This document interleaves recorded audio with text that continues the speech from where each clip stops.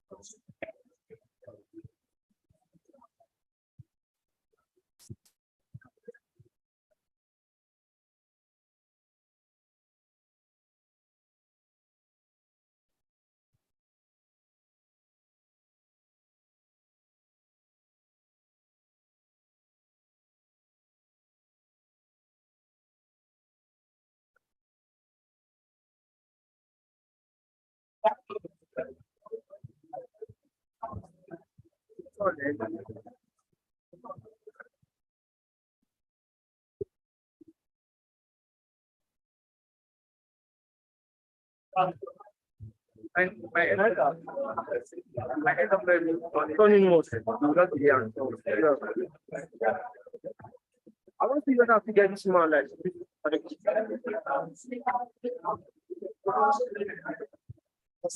this camera they move.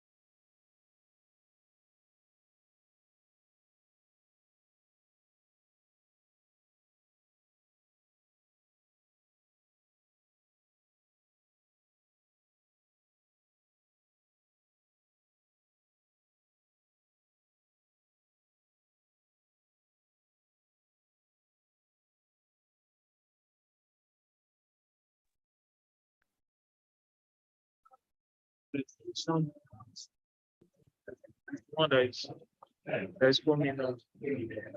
Nice. I've changed the sound now. We should be entering into the system, not in the camera. So it is playing the same thing. No.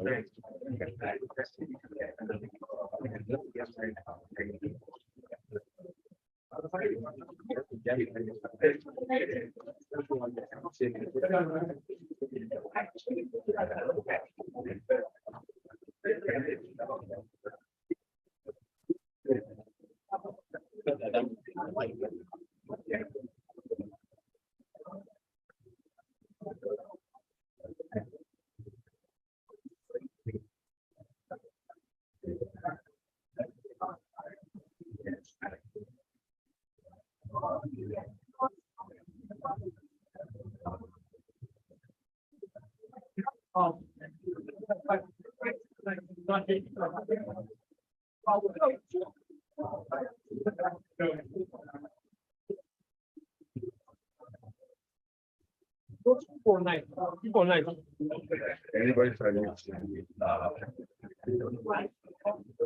What's that?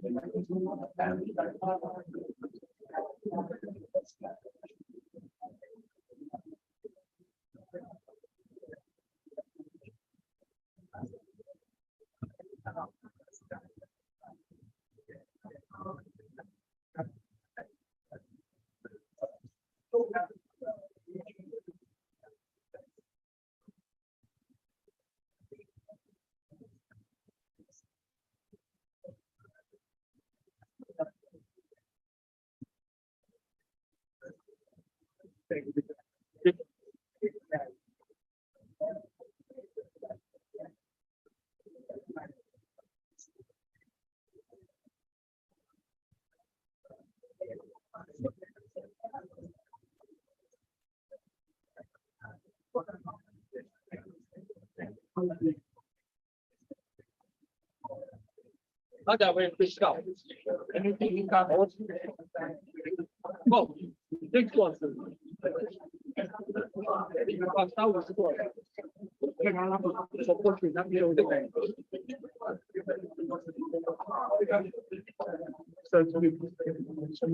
No, I think this one is fast.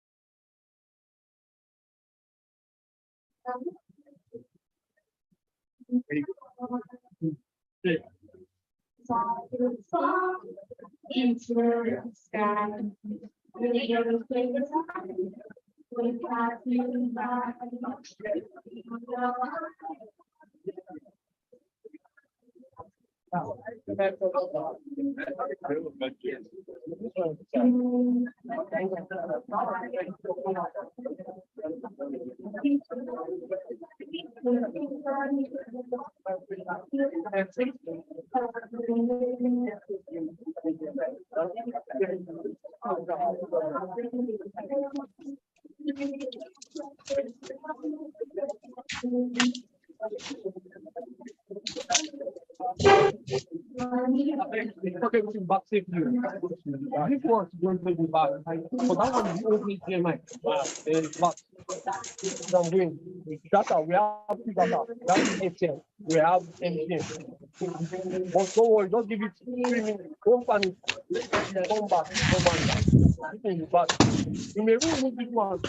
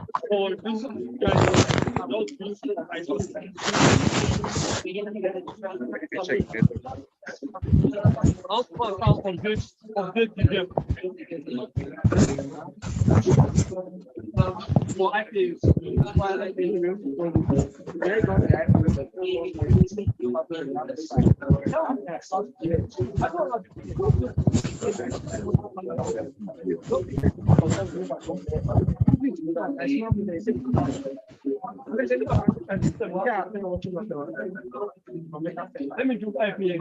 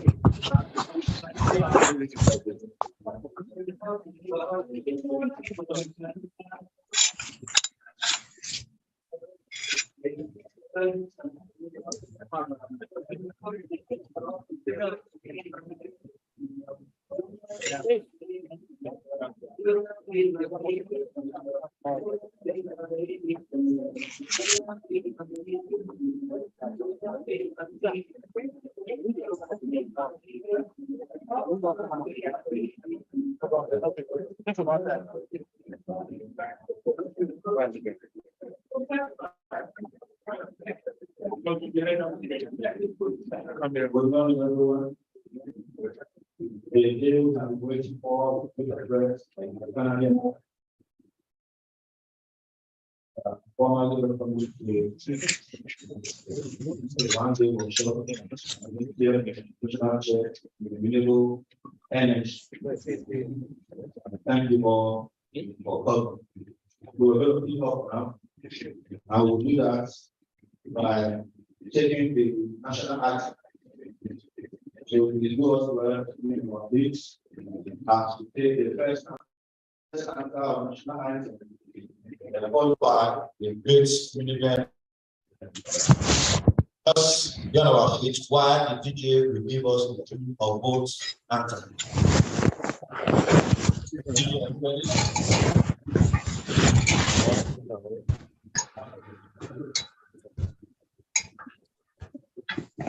What is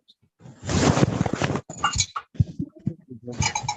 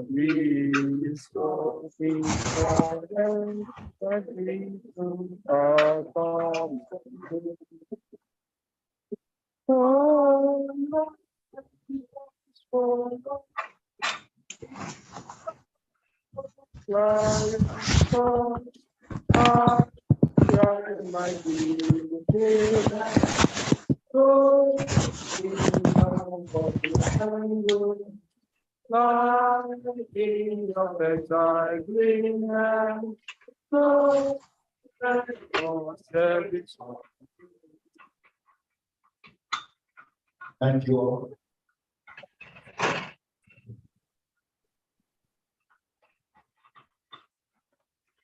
Once again, you are welcome to this August program, the one-day workshop on professional chair in renewable energy. As a renewable energy expert and enthusiast, I am very excited to be here. And I believe you guys are equally excited to be here. Everyone here is dignitary in their own right. But there are certain persons that must be mentioned.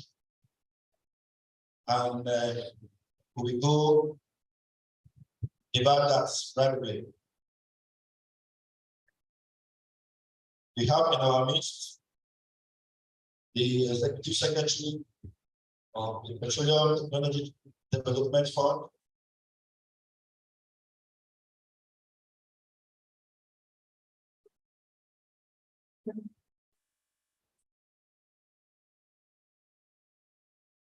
President of Dr. Pedro Aliu Gusto, ably represented by Engineer Olaika Akbola. Engineer Olaika Akbola is the Strategic Planning, Research and Development Director at the UTF.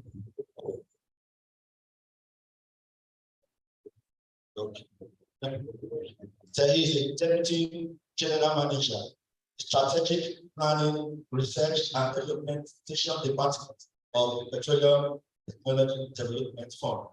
You are welcome, sir. We also have with us the talk and do Vice Chancellor, the one who says and do, who has turned the university around in an all-state manner.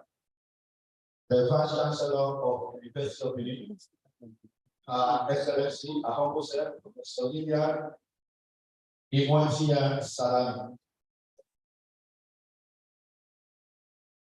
Ably represented by the Deputy Vice Chancellor at A1 campus, Professor B.A. Ayinde.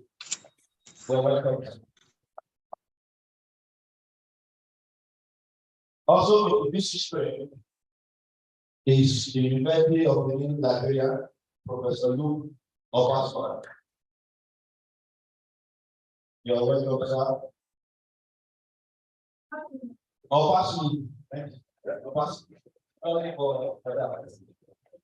You're welcome, sir. Once again. We also have other people here present. Deans, HOD, and directors. We have the host team, the dean of the Faculty of Engineering, Engineer Professor Manuel and good job.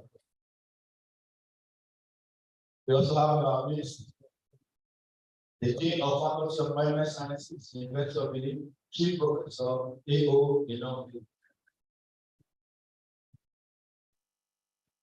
We have our minister, dean of the Faculty of Life Sciences, Professor Odwe.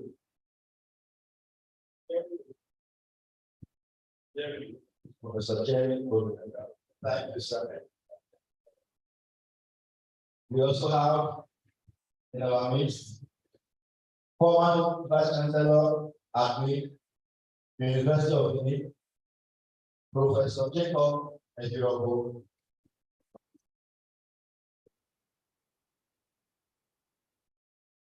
We also have in our midst the former Dean of Faculty of Engineering, the immediate past president, National Institute of Construction Technology Guru, Professor Sonny Onahedi. You're welcome, sir. We have in our midst the immediate past chairholder of the GTF Professional Chair in Renewable Energy, Professor Emeritus T.O.K. Out.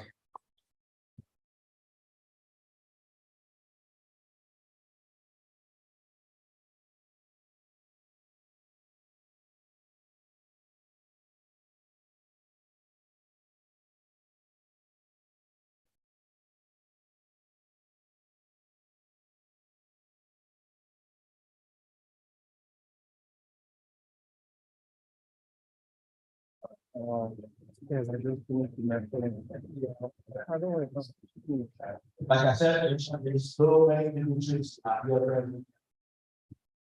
We have the PRO of the University of India, Dr. Ihaniri. Thank you, Mark, for coming. We have the sitting assistant dean of the Faculty of Engineering, the person of Dr.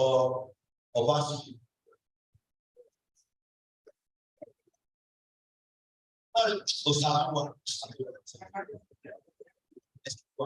The beginning names are just speaking together in my head. I don't know why. I should have gone to brush up my beginning for.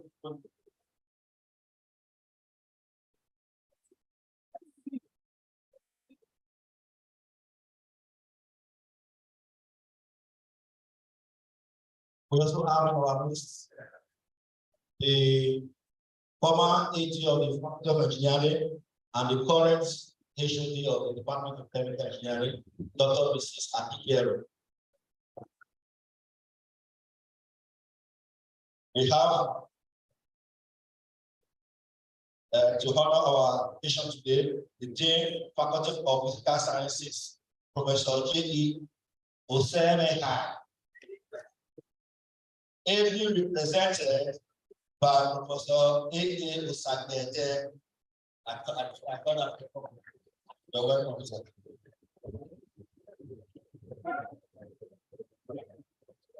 As the occasion is on, I will begin to introduce more guests to us. So once again, you are all welcome.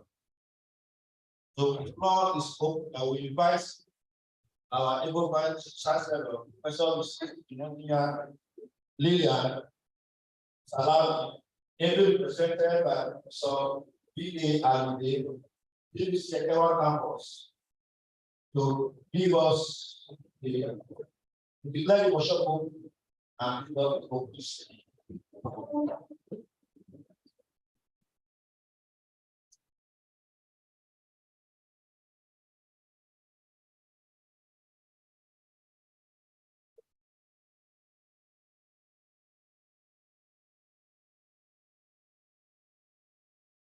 Good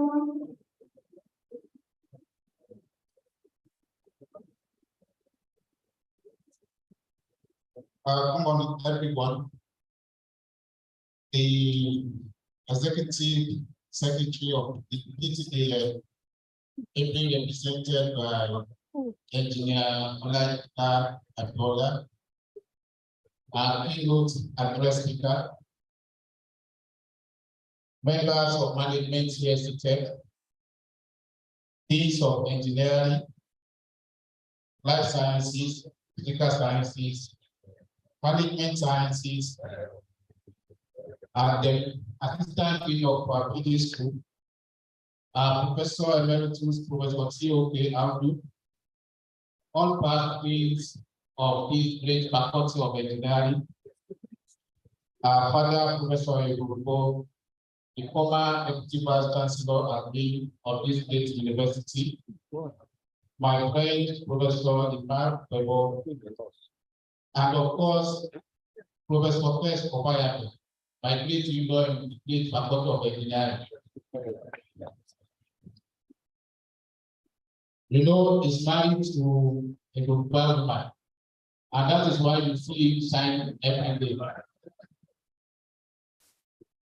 So for those of us who don't have Yoruba women as wives, you can also start looking for one.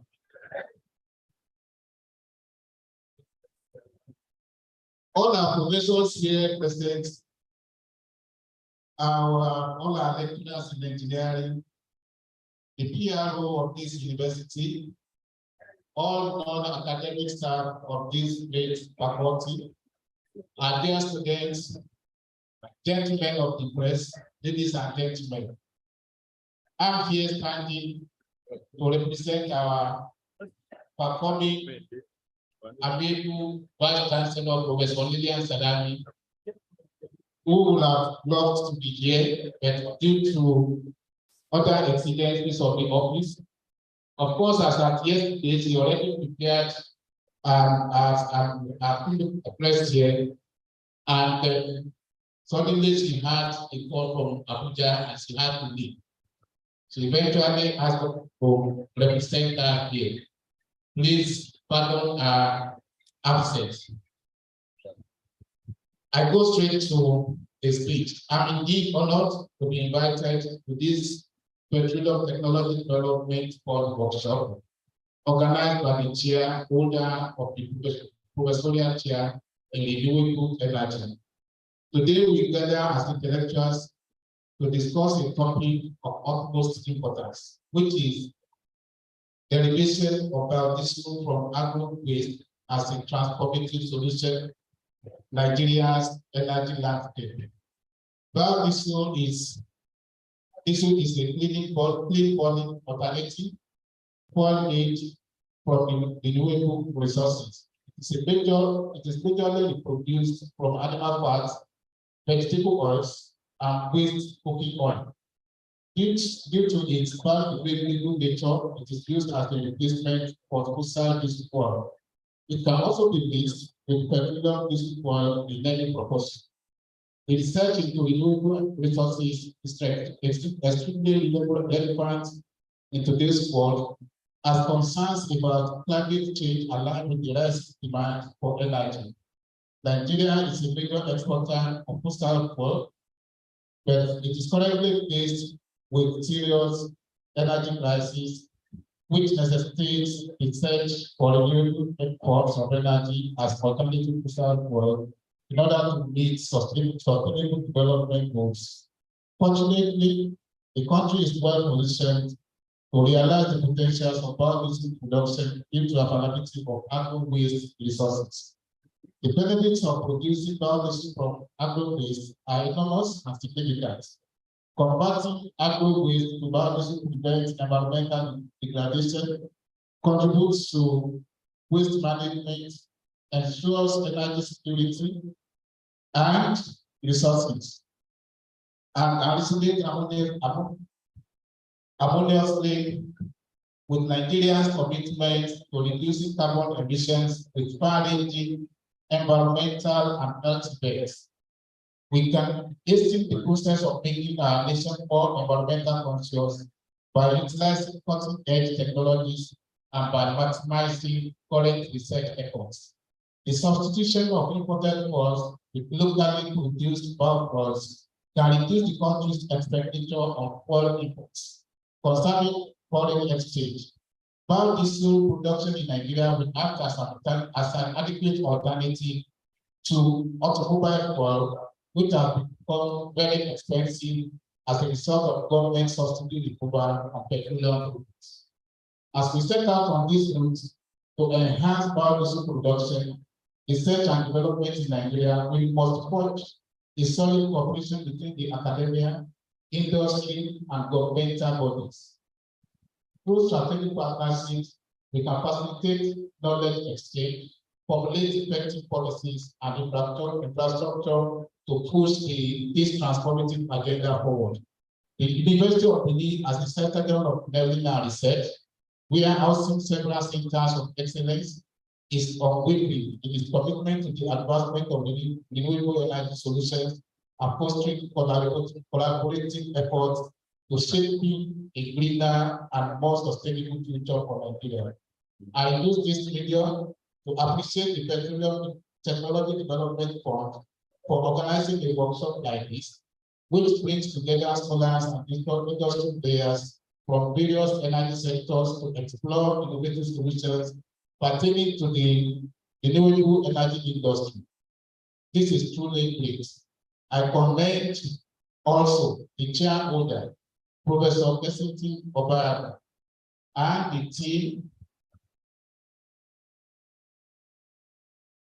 and the team for the work done so far to actualize the mandates of the renewable energy industry. In conclusion, I implore everyone to consider this workshop as a stepping stone for innovation and collaboration. We should take advantage of this forum to discuss ideas, formulate plans, and establish alliances that will support the manufacture of biodiesel from agro-waste. We must work together to fully realize Nigeria's potential of sustainable fuel alternatives. Thank you all for listening. I hereby declare this work. Thank you. Thank you, sir. Professor Bide, Ayinde.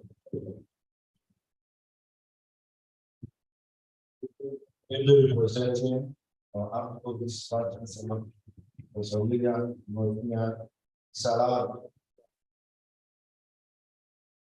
We have more dignitaries in our midst, and I will quickly introduce them before we move on to the remarks, the special guest of the day. We have our midst the former dean of the Faculty of Engineering, University of Benin, Professor Isaac. You're welcome. We also have our midst the Dean College of Technology, Pugre, the University of Resources and Group, Professor Paul Emon. You're welcome, sir. We also have our midst the Assistant Dean of the School of Biodiesel Studies, University of Benin, Professor Ali. You're welcome, sir. Professor Manuel Bevor, former Department of Chemistry, University of Benin. Thank you. The Director, Center for Energy and Environment, Professor Dennis Iyeke Ibinomaya. The Director, Center for Maritime Studies and ICT, University of Benin, Professor Joel Egwahindu. You are all welcome. All the staff of PTTF here present. You are all welcome. I'm aware that we have participants joining us online. We also acknowledge your presence. Also with us is the Director, Center of Excellence in Geosciences and Engineering, Professor Difference Ogu.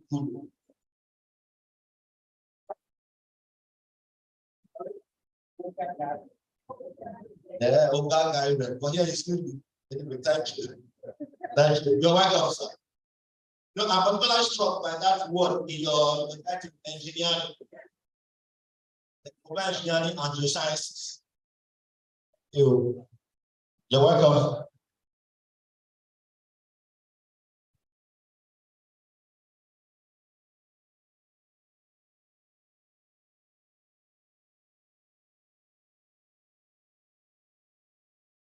I will now invite our guest, Dr. Bello Aliyu Musau, to come as a secretary of PPF to come and give his special remark. He is ably represented by Engineer Olaika Agula, the Deputy General Manager, Strategic Planning, Research and Documentation Department of PPF. You're welcome, sir.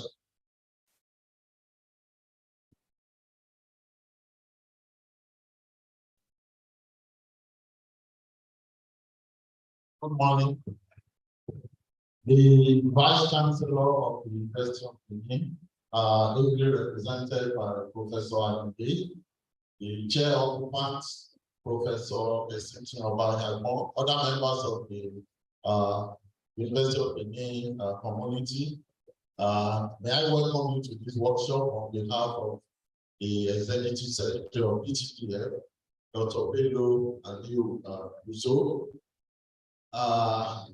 This collaboration with the University of Benin, which is one of the collaborations we have with several universities in the country, is very important to us at PTPF, because we believe investments in research and development is a very worthwhile investment, because it is through such investments that you bet the technologies, the industries, and the innovations of the future. So we cannot shy away from investing in research and development. And you see that is why some countries like Saudi Arabia will invest as much as $3.9 billion, you know, within a 3 years period in research in the oil and gas industry and some other sectors of the economy. And the results are very visibly demonstrated for everybody to see. So PTDF, as you all know, is the capacity building agency of the federal government, which is set up to enhance capacity building in the country. And we do that through human capacity building. We also do that through institutional capacity building and support, as well as supporting research and development. And we have endowment programs in several universities in the country, one of which is this one, renewable energy at here in the University of Benin. We also support, we give our research grants to different research groups over the years, and we've done a lot also in that area. Renewable energy is a very important issue now all around the world. And with all these issues that we're having with fossil fuel support and funding by the Western countries, we see that everybody is now talking about energy transition and the move towards renewable energy. And we have to understand that by projection in the country, it's being projected now that the renewable energy is a $100 billion industry. And globally, it's a $1.1 trillion industry. So it is serious business, and we have to take it as such. And that is why we are supporting these research efforts in this area to see that we can generate a lot of good results, and at the end of the day, use it to expand the frontiers of knowledge in that area and that sector of the oil and gas industry. So Let me not waste too much time. Once again, on behalf of the Executive Secretary of PTDF, I welcome everybody to this workshop, and I wish you all a very fruitful deliberation. Thank you.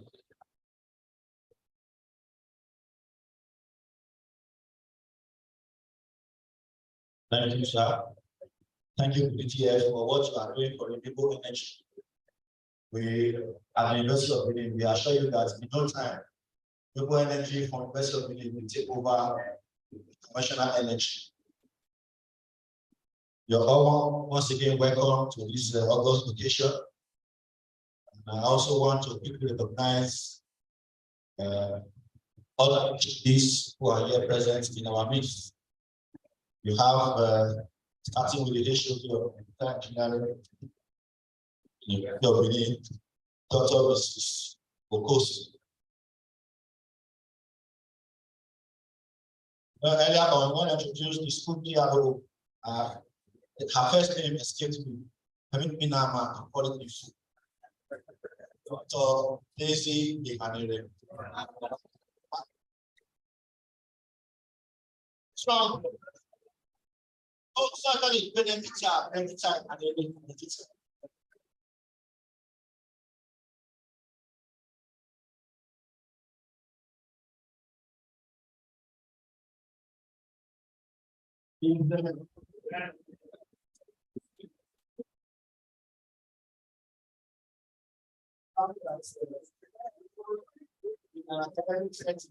Have time to follow the phone and allow like this. You're welcome. We have the issue of the Department of Materials and Metallurgy, University of Benin, Dr. Ignaman Musa. We have with us the former Chief of Engineering,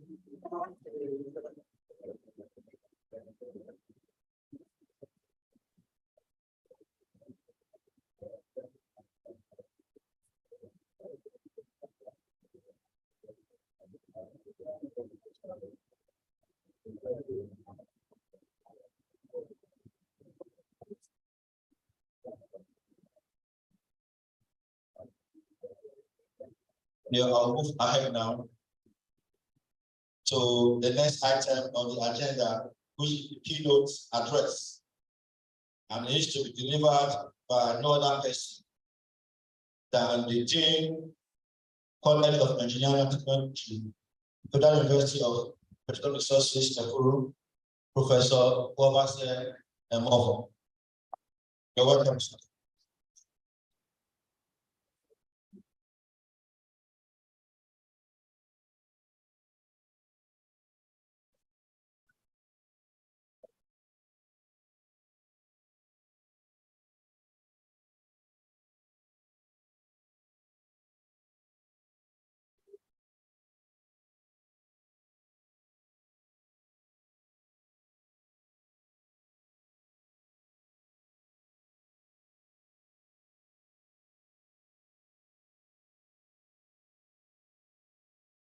Good morning, everyone. I will stand on existing protocol. I'm happy to be here again to the University of Benin. The University of Benin is more or less my home. Benin City, of course. Anytime I'm here, I'm so happy. So it's like home. Standing on existing protocol, my greetings go to the Vice Chancellor, University of Benin, and the host, the Executive Secretary, PTTF, the Professorial Chair, PTTF, Deans, Directors, ladies and gentlemen. The title of my keynote address is problems and prospects of renewable energy deployment in Nigeria.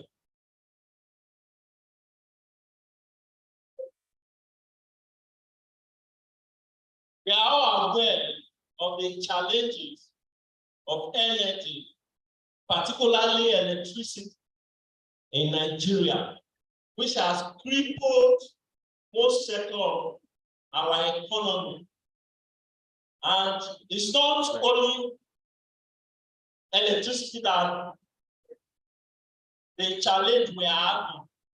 We are also aware of the issue of subsidy removal that we are all grappling with at the moment, and the cost of fuel, which is fossil fuel that we usually deplete on, the price keep on fluctuating. And as a result, the federal government is trying to come up with palliative measures to mitigate the challenges we are grappling with at the moment. In all this, renewable energy resources such as biomass, hydropower, solar wind, and potential for hydrogen utilization will help in changing the narrative.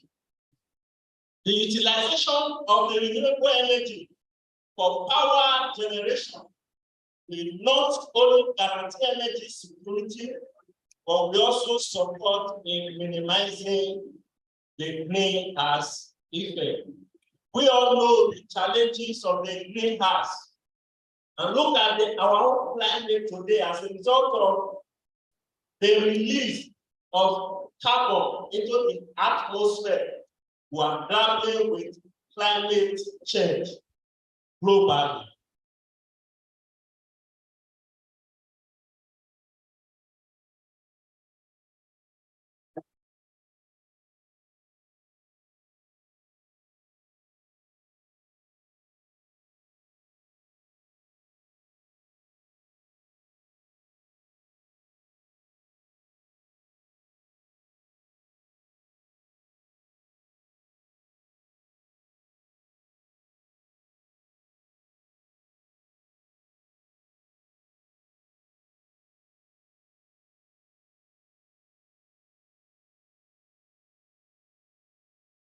We have two major sources of energy.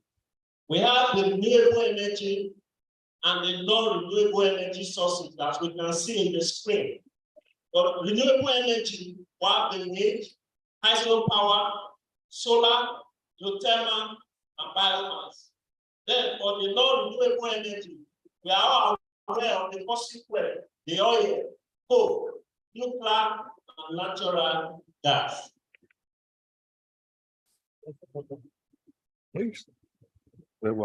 What is renewable energy? And what made it different from the non-renewable energy?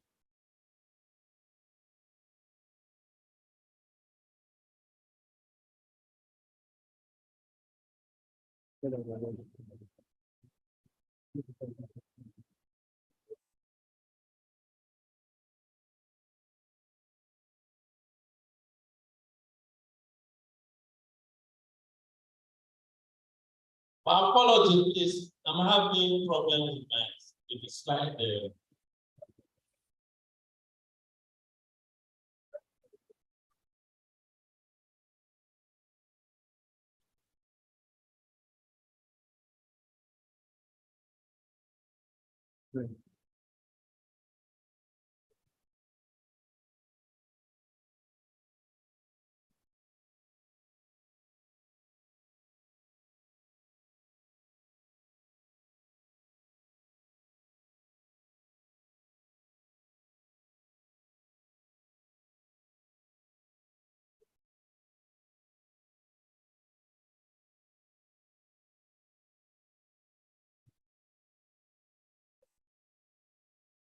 My apology for the break in translation.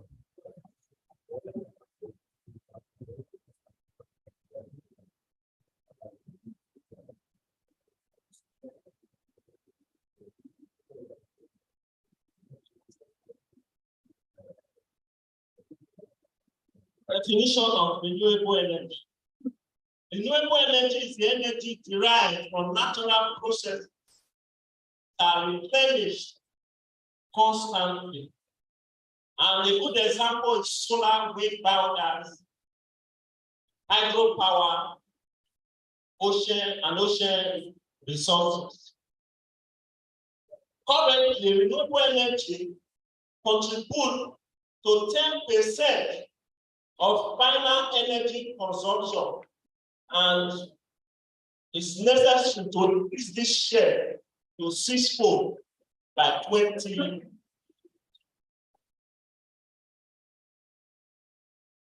It's our capacity for renewable energy sources. For solar radiation, from what we can see in the figure, in the table above, it means we have abundance of renewable energy sources in Nigeria and is underutilized. Like for solar radiation, it's of negligible utilization. Energy, negligible utilization are well. And if we look at the spot on the table, the hydro power, the large scale form, we're only utilizing 70% of these resources in Nigeria at the moment. For the small scale hydro power, we have a capacity of 734 megawatts, and only 2% of this is being utilized. For animal waste, 61 million tons per year. What is the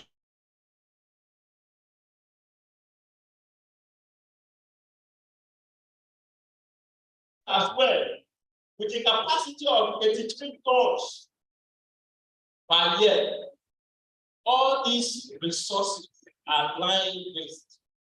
We are not utilizing them. And yet, we are crying the country. We don't have power. We are shouting every day in the country. Our environment is being polluted. But the renewable source can help us mitigate or eliminate these challenges we are grappling with at the moment. And presently, a lot of people is still talking about converting our PMS fuel system into gas. But the utilization of the renewable energy will do us much better.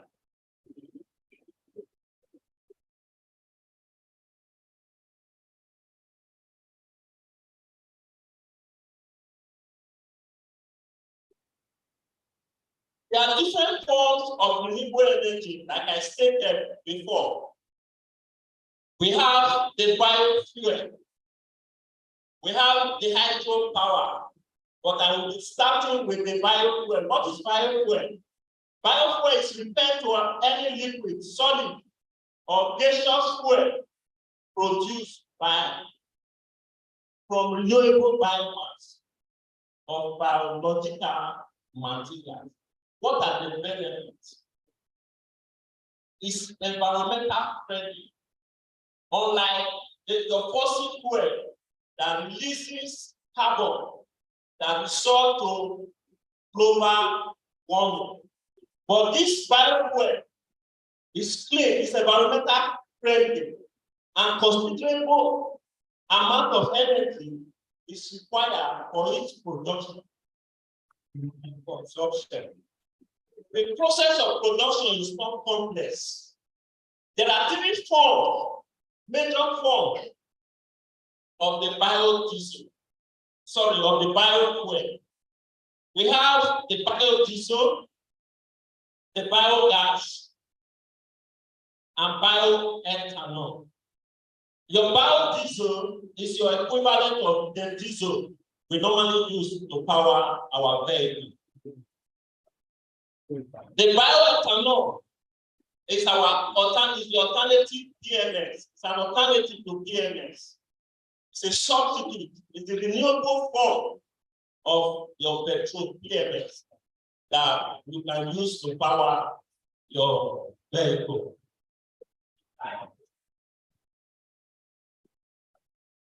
What are the prospects of the biofuel? The high prospect of biofuel production is mainly due to fertile land. We have large expanse of land. If I'm traveling to my village, I will just be wondering.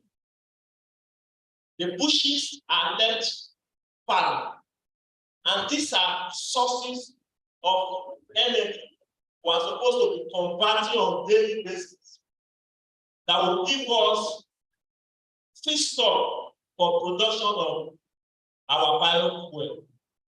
And it will also create opportunity. How will you create opportunity? A lot of people will not go into farming. Farming not just for food security, but farming that will result to production of feedstock that will be utilized for biofuel production.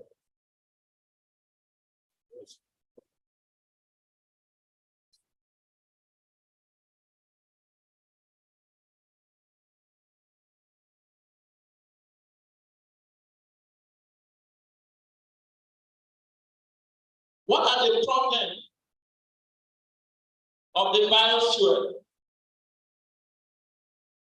The biofuel has its own challenges. What is the challenge? The challenge is,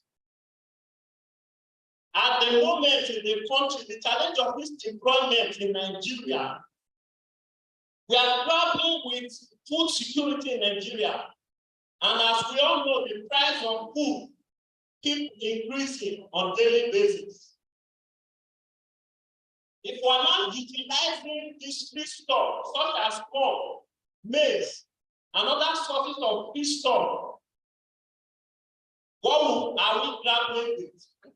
There will be challenge of what? Food shortage, and the prices of food will keep increasing. So these are the challenges of biofuel development or deployment in Nigeria.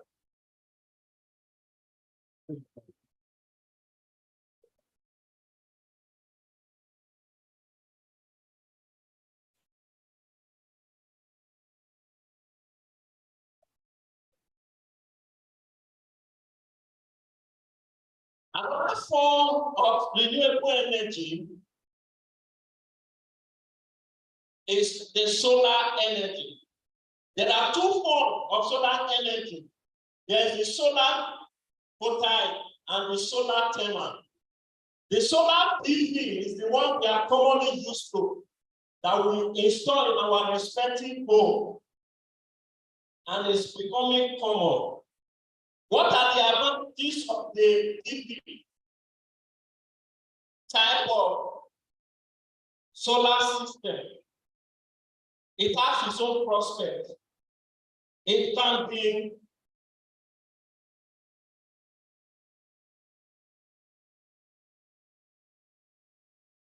solar PV is the conversion of solar radiation to electricity using solar cell.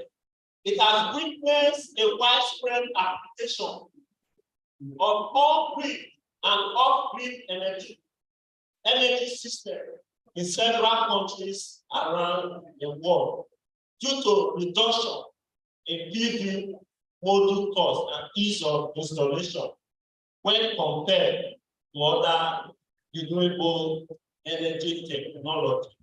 And that is why the PV system is common in our home. There's the one I do tell people, just like people used to have, I pass my neighbor generator. We now also have what? I pass my neighbor what? Solar. You can see people can now install in our villages less than 1 kilowatt of solar power system in their home. And the beauty of this approach, what is the advantage? Whether the national grid gets to the village or the particular location or not, the PV can be applicable in any place.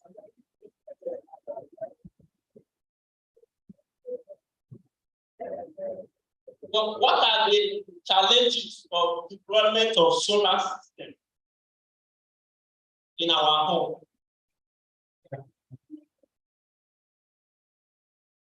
These are the prospects and these are the problems of the deployment of solar system in our various home. One of the challenges will be intermittency of resource availability. As we all know, in the morning, the sun is always there. In the afternoon and evening, but in the night, do we still have the sun in the night? We don't have the sun in the night. So we will not have that challenge of intermittency of resource availability. So there's another challenge with the solar system, which is short battery lifespan and safe disposal of spent battery. So disposing our battery will also be another concern to the environment. So lack of solar thermal technology and its potential is also another major barrier to its adoption.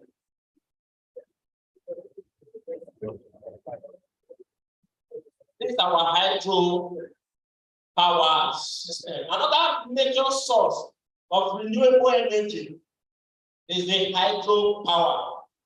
The figure we can see on the screen is an hydro power plant. So we can see the dam that is being built, and that's the water reservoir. So when the gate open, the water flows into the turbine. It turns, as it turns the turbine and the generator, which is the transformer, electricity is being generated that is taken through the power line to our various homes. So that is the hydro power technology. So it's the potential energy embedded in water that is converted into mechanical energy first, and then into electrical energy as the blade and turbine rotate. So what are the prospects of the hydro power? Just like every other renewable energy source, it's a clean energy source, and there's also high energy payback with respect to the application or utilization of the hydro power system.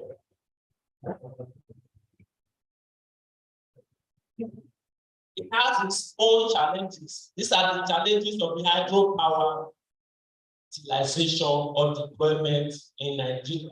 What is the first challenge? High cost of installation. There's the challenge of drought.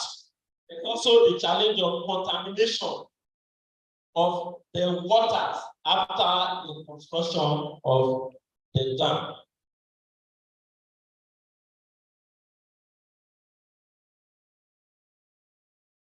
Next is the general problem. Well, I've looked at the prospects and the problems of the individual renewable energy source. Then the next issue I'm looking at now is the general problem of renewable energy deployment in Nigeria. The key challenge of the renewable energy deployment in Nigeria, irrespective of the fact that it is solar, hydropower, tidal or wave energy geothermal, the major challenge with respect to their deployment or development in this country is the intermittency of the nature of supply. Like I've earlier stated, we use the solar system as an example. In the morning or daytime, you have your solar radiation, its fullness, but in the night is 0.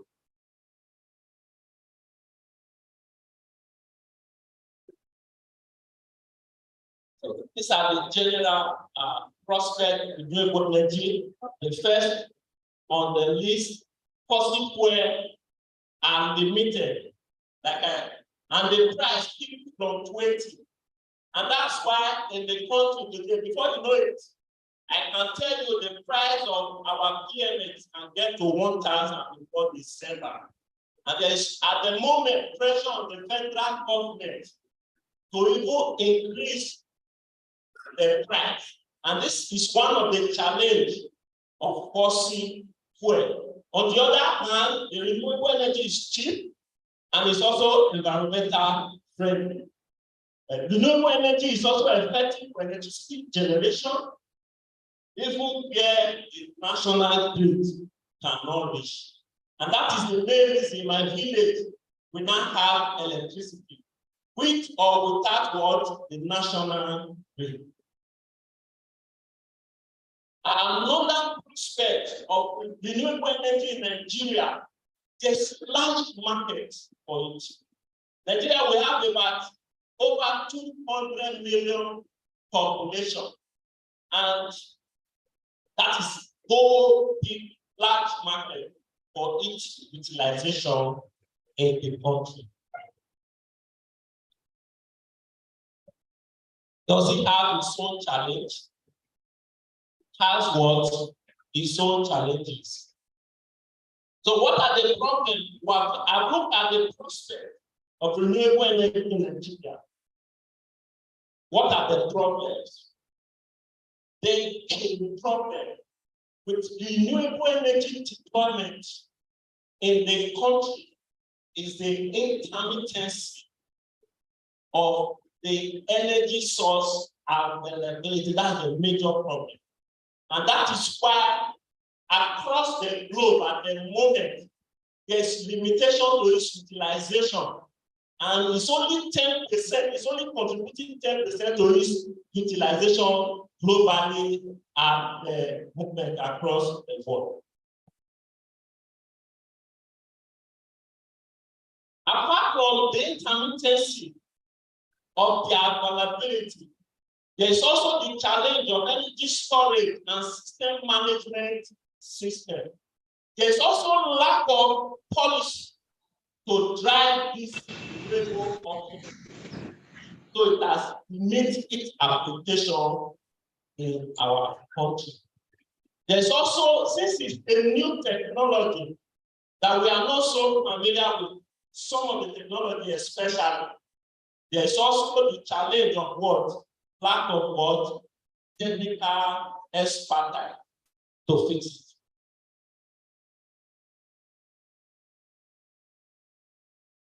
There are solutions to some of these challenges, if not for all. What is the solution to the intermittency of supply of the energy source? And what is the challenge in transiting to 100% transiting to energy, 100% renewable energy in Nigeria is a possibility. It can happen. And if it happens, what will be the benefit? Our environment will be safer.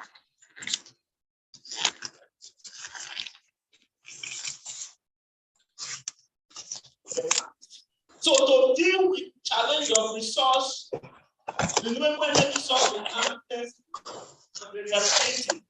there's need for large-scale energy storage system.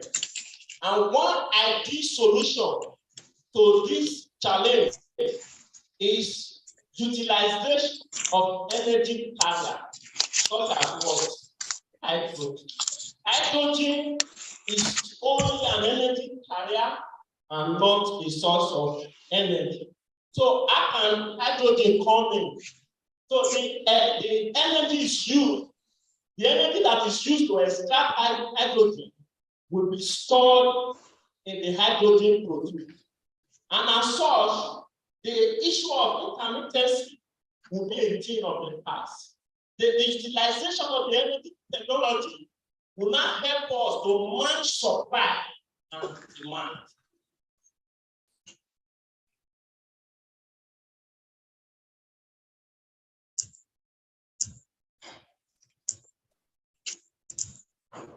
The intermittency and shifting nature of solar and other renewable resources make it indispensable to couple renewable energy system with energy storage system. And the one a lot of people we are using commonly at the moment is the batteries and super capacitors. So this energy storage system, they have their own limitation. Though they are cost, in terms of cost, they are competitive, but they have their own drawback. Just like installing a solar system in your home, and you have to get a space for your batteries, and it's going to take a whole lot of space. Then how about your panels? The space that your panels will have to have. So in such a way, the hydrogen technology offers environmental friendly and flexible solution to energy storage. And what is the beauty? It's feasible for bulk energy quantities and small backup system with a very fast response.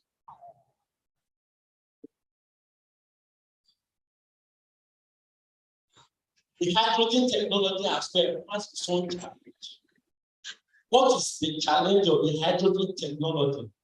The hydrogen technology is no legal, there's no specific regulatory and legal framework at the moment applicable to hydrogen as an energy carrier in the country.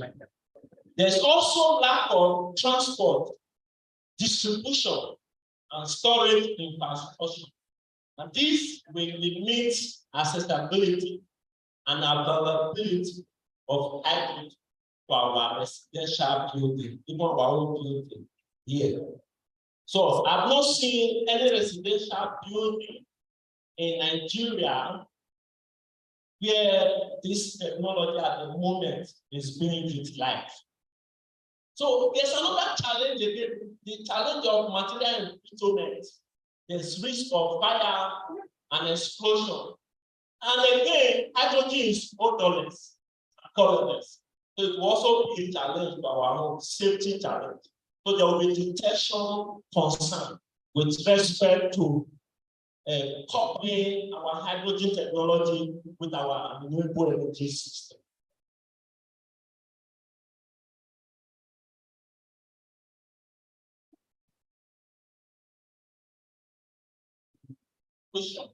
In this key note address, some of the key prospects and problem of renewable energy has been discussed. The purpose was to bring to the full knowledge of the government, academic, and industries in Nigeria the challenges and prospects of renewable energy. So the use of the hydrogen technology in mitigating the intermittency of renewable energy in Nigeria in the literature has also been discussed. So there is no doubt this information will redefine our ways of power generation and other sovereign energy application in the country in the next 2 decades. Thank you.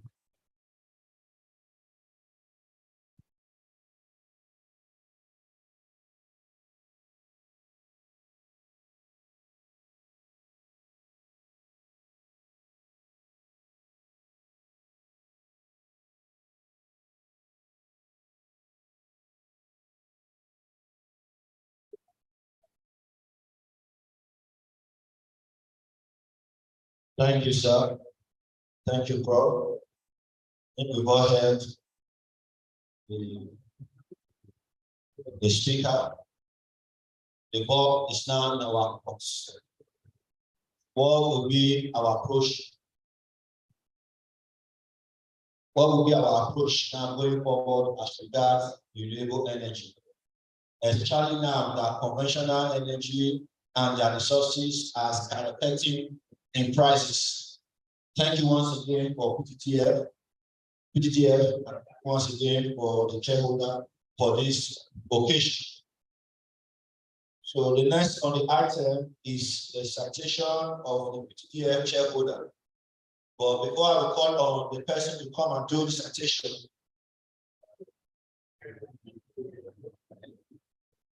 permit me to welcome Professor Matthew Sede, the Director of Tech Fund, Univen.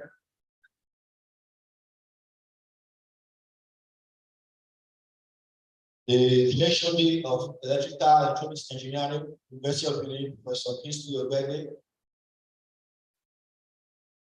The former PhD of Electrical and Electronics Engineering, University of Benin, Professor Pat Arube.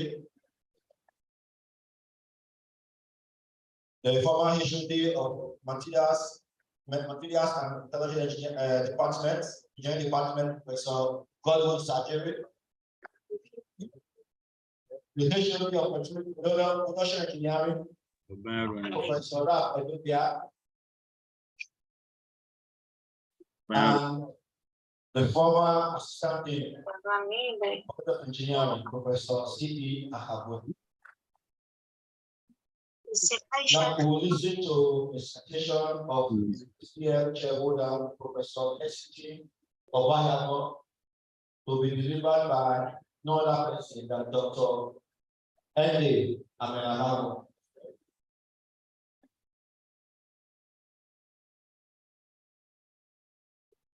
The Vice Chancellor, the University of Benin, members of our management team, the Dean of Engineering, our very respected Professor E. Computer, senior professors here, other members of the staff of the Faculty of Engineering, and our visitors. Please permit me to stand on the already established protocol. Here is the citation of the host of this event, Professor Kessington Obayamo.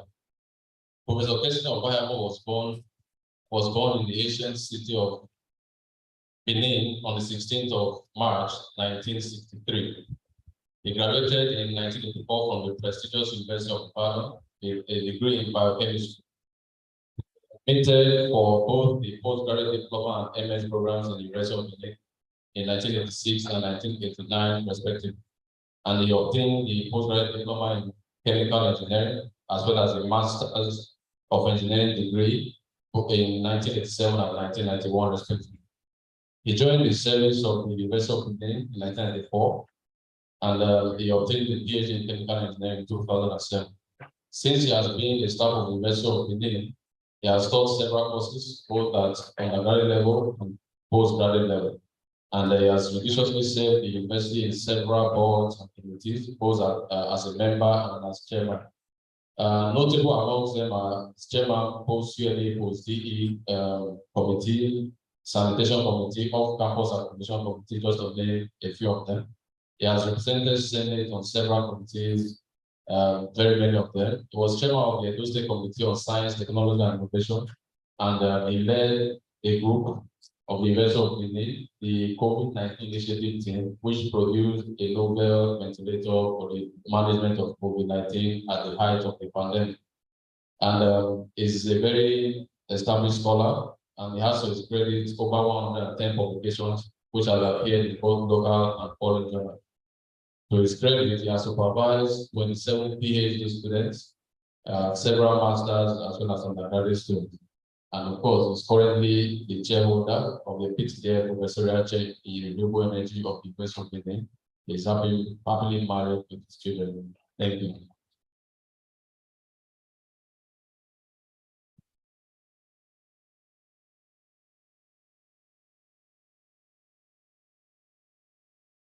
I want to thank for that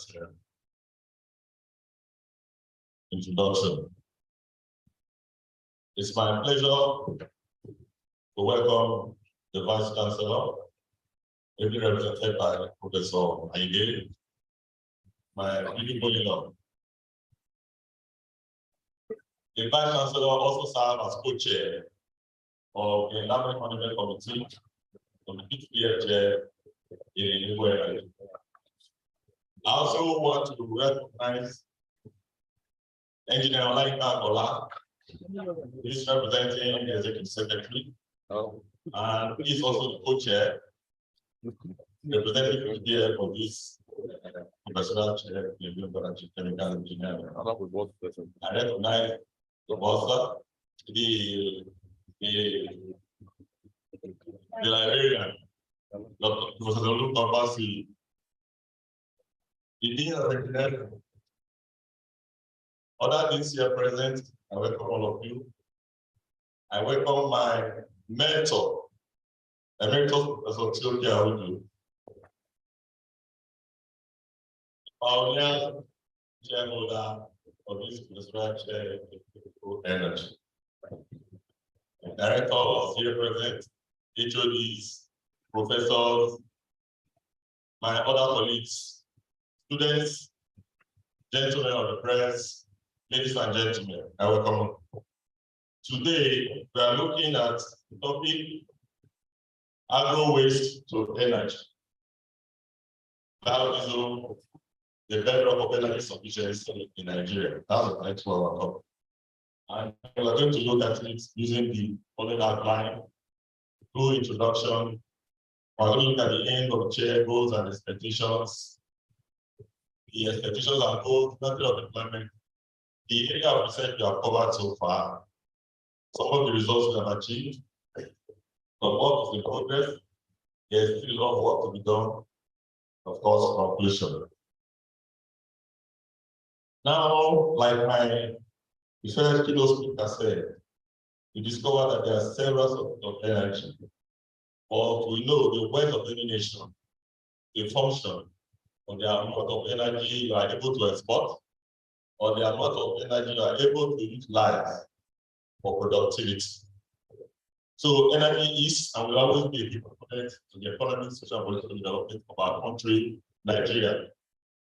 But we know that globally, energy supply is still limited, no matter how. And in Nigeria, enough energy is increasing while the supply is not increasing proportionally. So most of the energy in Nigeria we know today is meant from fossil fuel sources, particularly crude oil and natural gas. Crude oil and natural gas is not sustainable. We know with time we are exhausted, so we have to look for alternative sources of energy. In addition to not being sustainable, there are environmental effects of fossil fuel energy, such as the release of greenhouse gases.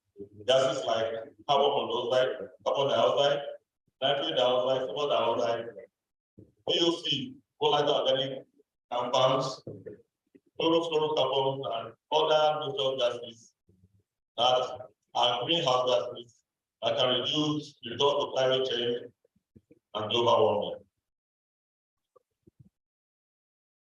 Now, the topic of today is agro-waste to energy. You know, agriculture is very important to our Biodiesel standard. Without agriculture, no man here is sitting here today because almost all of us are taking breakfast. So it's something I like that going on with food and other agriculture. However, in addition to the importance of agriculture, there is also the generation of a lot of waste during the agricultural process. Some of these waste are not properly taken care of. We know most of us here are farmers part-time. We clear the bush before we plant. When you clear the bush, what do? Either you burn it or you are like to decay. And in place of doing that, some gases will be released that are not very convenient for the environment. And then again, soil degradation will occur. And in addition to that, water pollution and air pollution will also arise. But in addition to all these, agricultural residues, crop residues, and forestry resources, municipal waste and other waste are all examples of biomass feedstock. Like the keynote speaker said, he mentioned that 83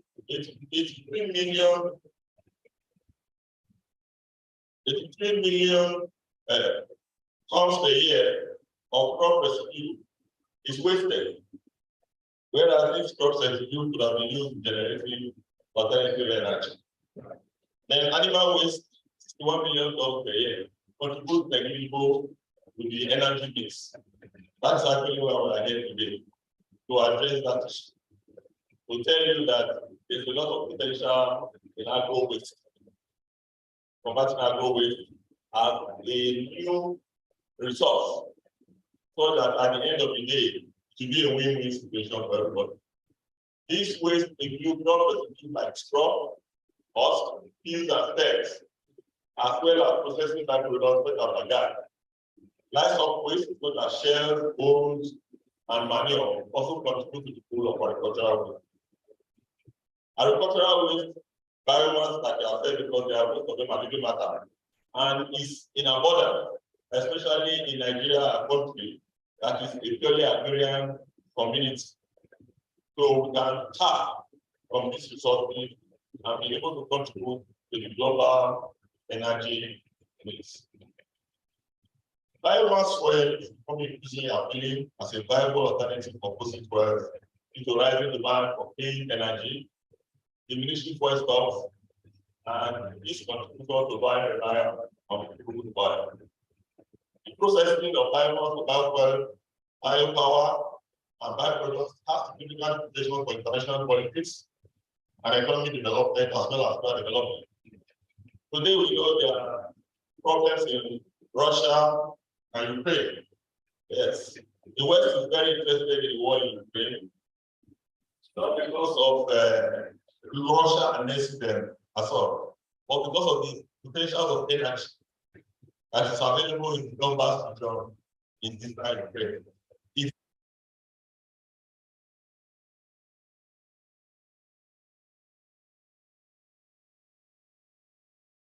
Second highest exporter of crude oil. So annexing Donbass in Ukraine will now mean what they have more potential, thereby the reliance of the West on energy. We can recall that the war lasted and Russia was taking the people and told them, I will cut off that for you. And indeed, because of that, Germany had to resort to the nuclear energy that they have since neglected. Because before the war, we were going to shut down all their nuclear plants and rely solely on supply of natural gas from Russia. So you find out that alternative sources need to be looked at. The consumption of petroleum for road transportation is the leading source of CO2 emissions globally. It's responsible for 23% of global CO2 emissions and 59.5% of CO2 emissions in Nigeria. Biomass is plentiful in nature like our fed and widely distributed globally.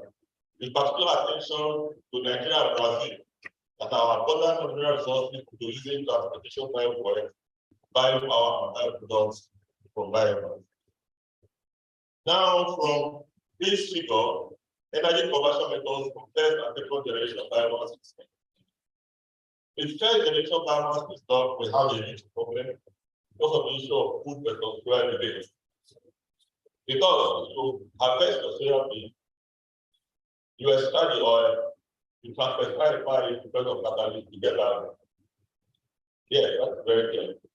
But these same soya bean palm oil, we know the amount of dependence on food that will depend on there. And similarly, if you harvest your corn or sugar cane, you are going to produce a bioethanol, passing through liquidation, saccharization, where you break them down into simpler products. And then you undergo fermentation using yeast, Saccharization, under anaerobic condition to be able to produce bioethanol.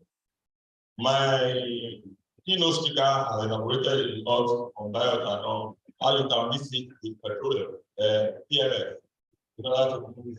Brazil actually is doing that because they have a lot of sugar plantation. But what is important to us today, we are looking at the second generation biofuel, where you waste products.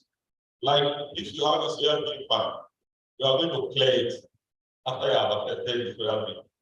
You are going to clear it, you are going to have a lot of crop residue, a lot of So what you have to say is, instead of just allowing them to rot, you can subject them to either a technical process where you have biogas, bioethanol, or ethanol, or you can also burn them by incineration.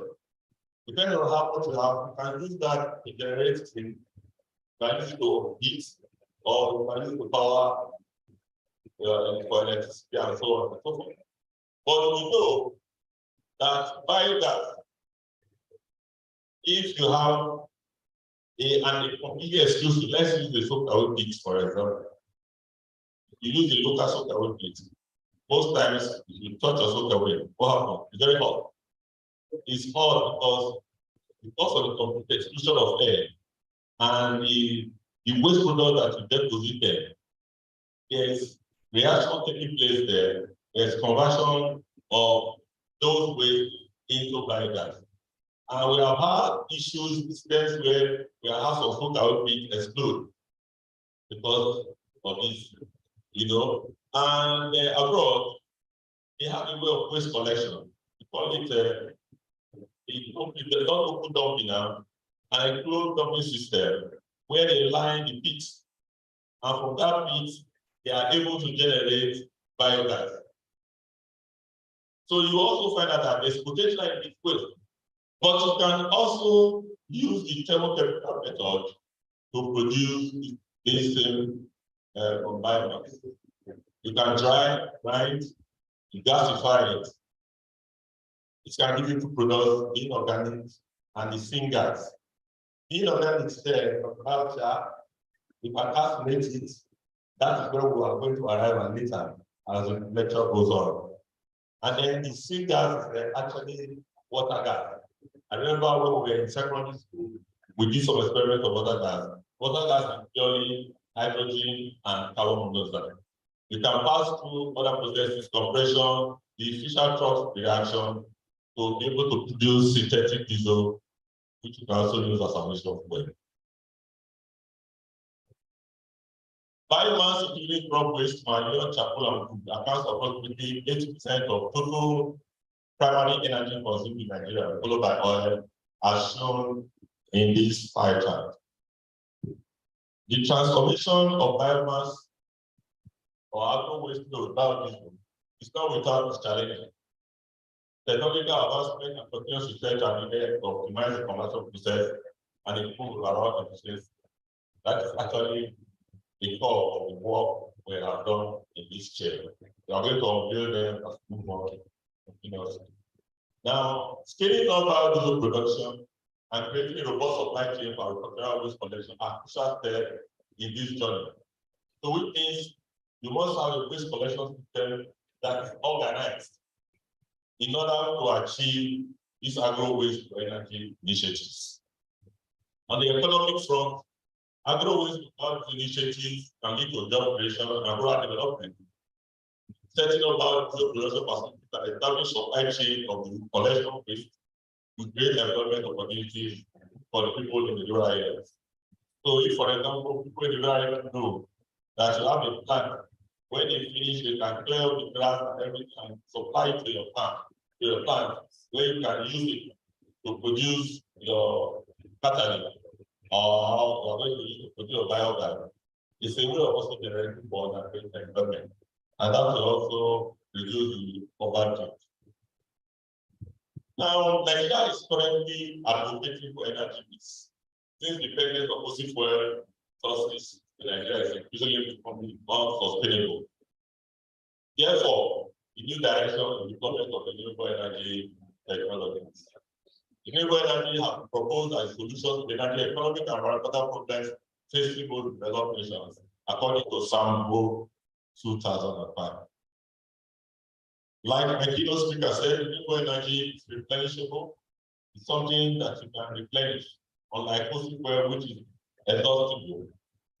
And such energy sources include solar, biomass, biofuel, hydro, wind, tidal, geothermal. And all of them can be naturally replenished, like I have said. Now, in this lecture, we are going to look at biomass, biofuel to energy. Now, the following are benefits of renewable energy: reduce greenhouse gas emissions, get diversification of energy supply. Instead of relying solely on fossil fuel, we can now rely on other sources that are all green. They also mentioned that you don't need to have long big power lines to connect from one source to another. For example, imagine I have the biogas that I get behind my house. Then I can tap the gas from there for cooking, for heating, and other purposes. In actual fact, in Denmark, there is a city that is powered by biogas. They get their heating during the winter periods, and they are also able to generate electricity from it. Like we know, Denmark is an agrarian country, dairy products. So what they do, they collect all the waste from the dairy farms and deposit them into the biogas digester, and they are able to do that in a daily basis. So the amount of gas supply is able to power a system. And then during winter, they can also use it for heating. That will show you how important biomass can be. Then job creation, economic security, improve public health, because when there are no greenhouse gases, some of those gases are very toxic. And when you are able to eliminate them, the environment is healthy, everybody is healthy. And of course, when you have alternative to fossil fuel energy, there is therefore potential for energy security and independence. And overall, have a healthy environment. Now, Nigeria has been advocating for intervention. Several interventions have been made to bridge the gap between energy supply and demand in Nigeria. Some of the initiatives of the government have been the National Energy Policy. This was done in 2003. Then it was followed by the National Biofuel Policy and Incentive in 2007. Then followed by the National Renewable Energy Efficiency Policy every 2015, and the National Renewable Energy Action Plan in 2015. So that's to show that the government has actually been very aware that they need to bridge the gap. Fossil fuel is not sustainable. We cannot continue to rely on it, so we have to push. And of course, PTDF intervention in also trying to ameliorate this problem. And I want to thank you, PTDF, for giving us the chair in chemical engineering. I will not disappoint you, are going to deliver on the third goal. Yes, the chair, what is the aim and purpose of the chair? This chair was established to give the relevance of renewable energy to national development, and also the need to support indigenous research in the area. The chair is to conduct research that will be expected to focus on development of renewable energy system with focus on bioenergy and biotechnology, with special emphasis on biodiesel. So which means my chair in chemical engineering has a special focus, biodiesel.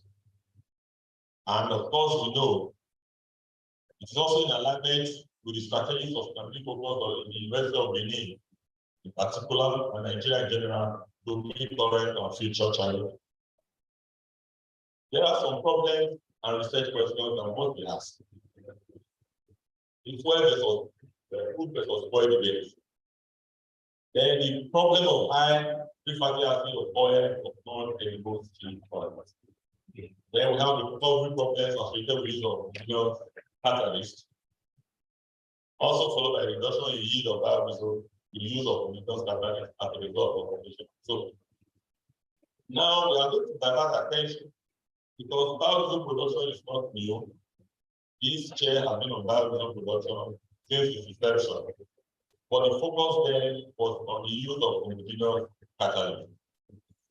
Homogeneous catalysts can produce biodiesel, but it has its limitations. That is why we have resorted to using biomass, which is cheap, easily accessible. And at the end of the day, you bring the cost of biodiesel down. Because presently, biodiesel is more expensive than petrol. So one way of encouraging the use of biodiesel you are bringing the cost of biodiesel down. So if you can do waste valorization, using waste into essential product, converting waste from what you call waste to essential product, thereby surmounting all these problems, that will bring the cost of biodiesel down. As we move on, we are going to also see that we are going to also use waste cooking oil. Waste cooking oil because it's not edible, something that you throw away. Okay? On this campus, I am sure on a daily basis, if we put a drum, this community alone will generate something like 200 liters of waste vegetable oil on a daily basis. Because there are a lot of people in this community, they cook, and at the end of the day, they fry, they do a lot of things, and at the end, some of the waste oil is thrown away. Is that not true? So if we can collect, and assuming we get that as waste, and we are able to go from there to even big restaurants that are involved in anything that involves frying, you know, and so on. They dispose of all these waste oil. They would actually, and then research and innovation. One of the goals of this chair to achieve regular outputs of high impact research findings in top India for that. And we can only do that by publications in top tier high impact journals for the advancement of technology and development in Nigeria. And then we achieve maintain a national and international reputation, and where appropriate, contribute to solution of societal challenges. And again, we plan and supervise postgraduate research, which we have been doing since the establishment of the chair. My power chair will tell you how many pages today has produced on this biology.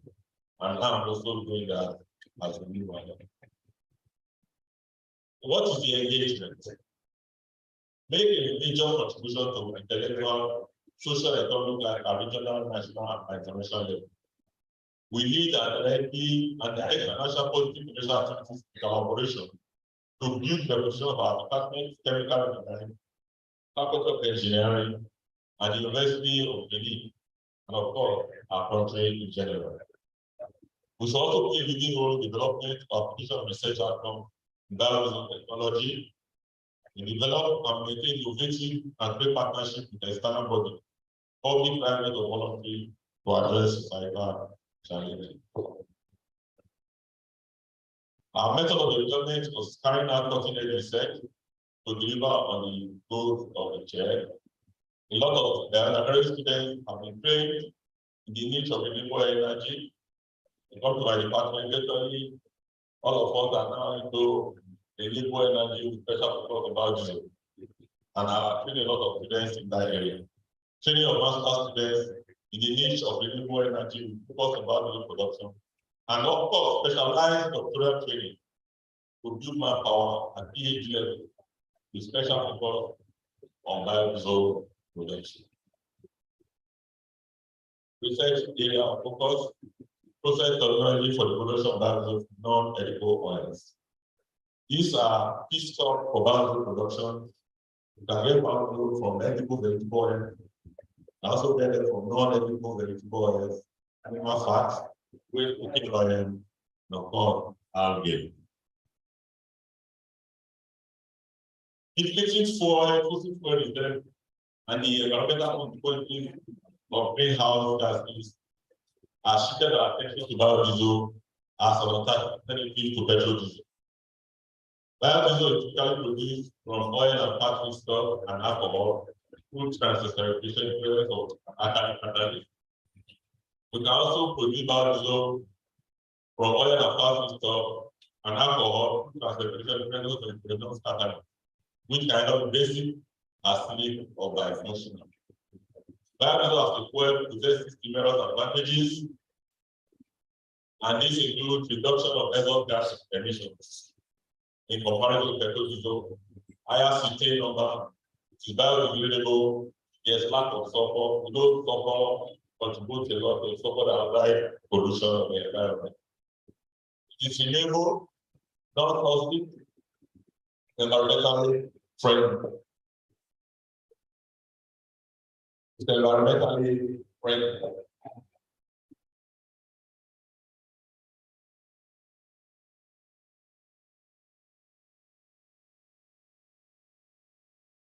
Thank you very much. These are some of the advantages of biodiesel over petrol. It is renewable because that's what we call it renewable energy. It's not toxic and it's environmentally friendly. Can be used in compression ignition engine. That is diesel engine. We need to no modification at all. So which means if my biodiesel is well processed, and I put it into a diesel generator to power it. If I put it into a diesel car, it will power it. You know, so that is one of the advantages that biodiesel has over petrol. And it has a favorable combustion emission profile, producing much less carbon dioxide, carbon dioxide, non-hydrocarbons compared to petrol diesel.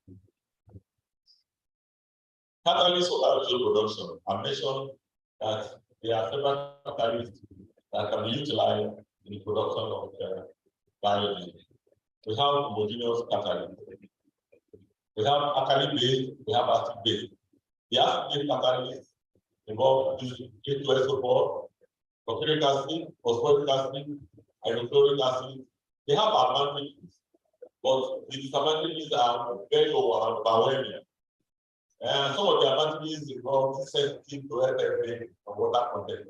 No matter how high it is, acid can carry out a reaction. They catalyze continuous desalination and separation reaction, those so formation. But the disadvantage of using acid-based homogeneous catalyst is that one, equipment corrosion. You know, acids are very corrosive, so there will be equipment corrosion. You know, it has been catalytic activity result of low reaction rate, higher reaction temperature and pressure are required. And if you have higher reaction temperature and pressure, means you are going to spend more money picking up. You know, and we are trying to bring the price down. And high alcohol to oil required. And lastly, the catalyst is not recyclable. Once you use it, you lose it. You cannot use it multiple times again. So that now leads us to research in heterogeneous catalyst. Recent researchers, Kuma and Sharma in 2015 have shown massive potential in the use of heterogeneous catalyst in production of biodiesel. Heterogeneous catalysts are catalysts whose phase of matter, which is solid, differs from that of the reactant products.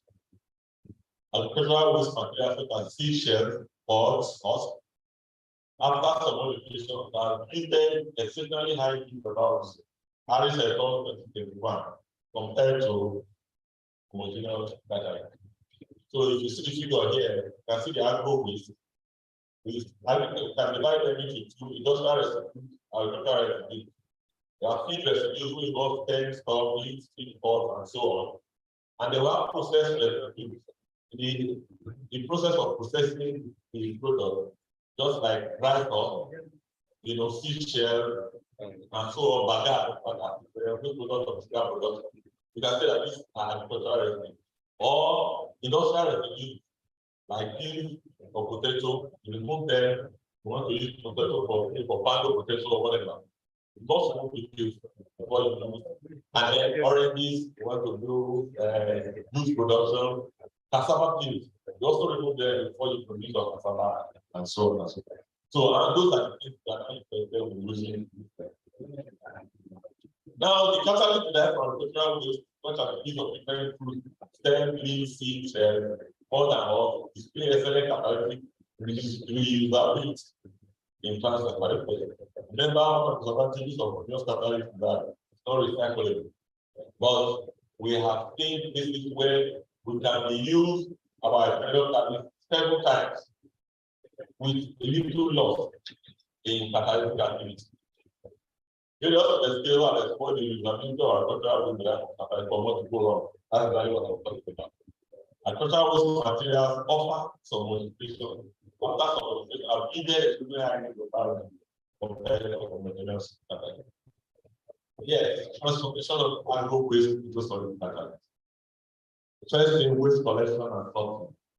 When you finish that, you do your cleaning and drying, you grind, start grinding, you sieve, then you modify by different processes we are going to show you.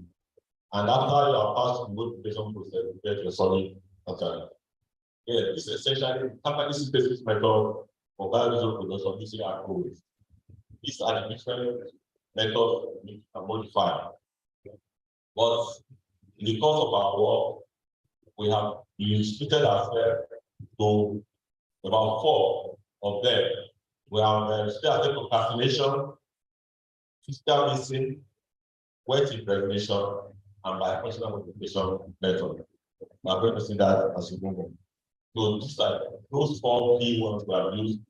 And there are other areas, there's smoke precipitation, there is calcination, hydration, and dehydration, and of course, the salt gel method.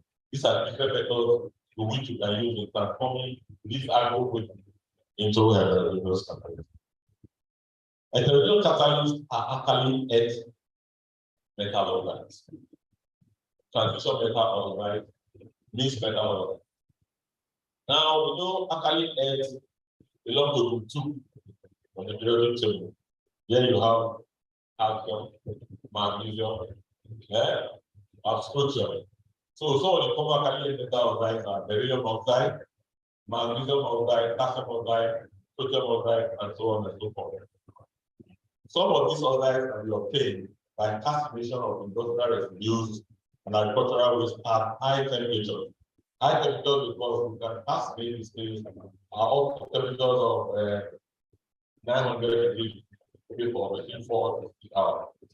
And that calcination is simply process where to control the amount of oxygen that's available. You allow heat to go, and during the process of calcination, a lot of water is removed, so the utility of this waste are removed. And what you have is a pure catalyst that some of the others can be modified by doping and impregnation.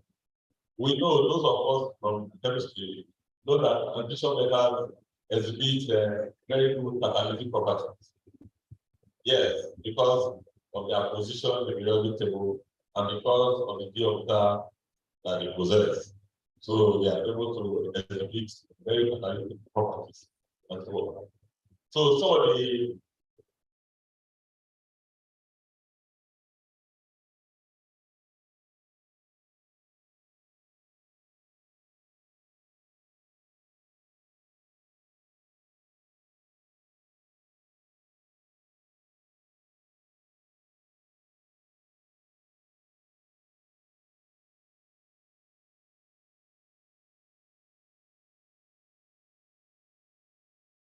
catalyst, it reduces the generation of pollutants, promotes easy recovery, reusability, and is a cost-effective green process. You can imagine there and today I'm green. Everything around up here is green because we're talking about green energy. That is the main thing now. Green energy. We try as much as possible to keep the world green by eliminating those greenhouse gases. So heterogeneous catalysts promote easy recovery, which I said, and it tolerates high FFP and moisture content. Heterogeneous catalysts are considered integral in certain harsh conditions such as high temperatures and pressure. They are amenable to modification to obtain high activity, selectivity, and longer catalytic lifetimes. They are efficient and inexpensive. They help to minimize the amount of biodiesel production. Now, biodiesel production process. We know there are several methods we have mentioned before of producing biodiesel. Can use the oil directly. But the problem with direct use is that the engine can cause clogging of the engine. And then you can also blend the raw oils. You can use dilution or micro-production. You can do thermal pyrolysis. And lastly, you can also use clarification. But we are focused on clarification because it's easier and the most cost-effective approach to produce biodiesel according to Agro-Waste. Like we have biodiesel blends, so we can use biodiesel at 100% to power transportation vehicles, can use them for train, can use them for ships. Anything that is easy for you to go, you can substitute with bio. We can either use it 100% or we can do blends. You can decide to do 20% biodiesel, 20% can do 5%. And when you do 20% biodiesel, copy 20, you do 5%, copy 5, you do 2%, score it. This is typical transfer clarification reaction, where you have triglyceride, of course, you have the alcohol. The alcohol we have never used with methanol. So ethanol is cheaper, or methanol is higher in the value, and it has lower molecular weight. So it's easier to manipulate compared to ethanol. And at the end of the day, that product, the result of biodiesel production, you have glycerol, which is glycerin. And of course, we know that glycerol is 1,2,3-propane-triol. You know, most times I like to use the derivative name. You know, the correct name of my chemistry, those days. And then, of course, we partly have the ester there, with the biodiesel that we are interested in. So, naturally, there are two essential products. You know, though glycerol from this process look like this, we can do the glycerol purification. So, glycerol is a very important raw material for so many other industries, like soap, cosmetic, and using this glycerol. And of course, this is the typical process flow diagram for biodiesel production. You have the vegetable oil there, the cooking oil, it could be animal fat, it could be edible or non-edible vegetable oil. You react with alcohol instead of catalyst, in this case, our internal catalyst, through transfer clarification, get the page, and then from there we're able to get the products, like I said, crude biodiesel, crude glycerin, and purification, and then pure product at the end of the day. Later on, we're going to do an exhibition. We're going to move around and show you some of our samples that were produced over time. Yes, previous work on the use of agricultural waste. Several workers have worked on the use of agricultural waste, and I want to restrict us to column 5 and 6. 5 and 6, where you see the action parameters and the yield. These are very vital. Those two areas are very vital because those two areas will also contribute to lowering the cost and value production from agro and food waste. Now, the doctor in 2019 used waste alternatives calculated for 4 hours at 800 degrees Celsius, and of course, used soybean oil was able to get a 7.3%. These are from the experimental lab. Okay, and the thing goes on and on. Somebody also used waste channel in the plant. Same thing. Okay, you can use after you remove the seed from the pot. You can use that plant, and then you can calculate it. That actually was not a goal in 2020. It was able to get like 7.9% yield. It is endless, but what we are trying to do with our work, we have refused to use most of the things that have been used by other workers. We tried as much as possible to be original in what we do. Now, we have an area of focus. The area of focus was not get new feedstock that we have delivered on. And then some of the oil feedstock we have used, we have waste cooking oil, trooper seed oil, castor seed oil, rubber seed, avocado seed oil, almond seed oil, coconut oil, African oil bean seed oil. This African oil bean seed oil is very common to most of us, but we don't know because of the name. You know, the meaning we call it topala. People call it tupa or something. Yes, you know, it's the wine. It's the wine. But you will not believe it has 15% oil yield in it. So it has potential for very high oil yield, and the FFA is not very high. You know, so we can use it. And of course, sesame seed oil. Well, also these are some of our oil stuff our view on looking at this stuff. Then focus to heterogeneous solid catalyst. We have developed heterogeneous solid catalyst, a viable alternative to conventional alkaline catalyst. And in doing that, we're able to get a lot of the heterogeneous catalysts we have produced. We have used doped carbon, we have used topical and plantain pedal, periodical shell, plantain pedal, stage shell, almond seed husk, dog bones, almond seed husk, grasshopper bones, pride of Barbados pods, crab shell, coconut shell, chicken manure doped with nickel nitrate, antelope bone impregnated with African wires within the pods. We have used all that. This as well, this will see when we go out the exhibition. And process optimization. PTDF has also helped us in this area by giving us funds to get software to be able to use the expert system that will help us in our design of experiments, so that we know through optimization what our optimal conditions are. So that once we have our optimal condition, we can help with it. Some of the particular artificial intelligence tools like that of experiment, surface methodology, artificial neural network, neuro-fuzzy reference system, other accounts has been used for this purpose. Yes, this is typical design of experiment, and we have the ball taking design. Remember, we have four factors. Four factors is what we have. What are four factors? The alcohol to oil is very important to us. The reaction time is very important to us. The temperature of the reaction is very important to us. And of course, the fourth one is the catalytic load, the amount of catalytic that is required. So using the design of an experiment, usually involves better.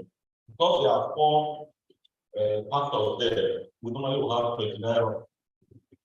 In these 29 runs, we tell us the different combinations of all these things. If you look at here, you will see the factor A, which is the methanol ratio. Factor B, catalytic loading. Reaction temperature is factor C. Reaction time is factor D.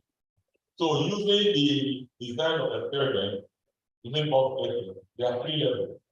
The three levels here, you have the coded low, you have the mid, and you have the coded high. So when you interact between these three phases and then generate 29 runs, from this you'll be able to get the optimal result. Then the artificial neural network was also used. The artificial neural network using the neural power software, like the human brain. You know, this is the architecture. From using this software, we are also able to predict and optimize our process to get the best result. Summary of work done so far in 2021, 2022. Like I said, we have used doped carbon, we have used topical plantain pedal. In using doped carbon, we're able to achieve 98.4%. And then we moved on periodical shell, plantain pedal, crab shell, plantain pedal, we got 93%. Topical plantain pedal, stage shell, almond seed husk. Yes, why we use the almond seed husk was that almond seed is very abundant everywhere. Look at everywhere in the compound. You know, we call it develop. We plant this tree to help us fight with erosion, you know, like top breaker. But during the fruiting period, we see a lot of them on the ground wasted. We are able to collect the extract the oil. The husk that we get, we also calculate it and use it as a precursor for biodiesel production. So in this, using this special almond seed husk, using the almond seed oil, we got 95.8% yield using this art system. Then we also use those almond seed husk, using almond seed oil, we're able to get 86.2%. So we went on and on.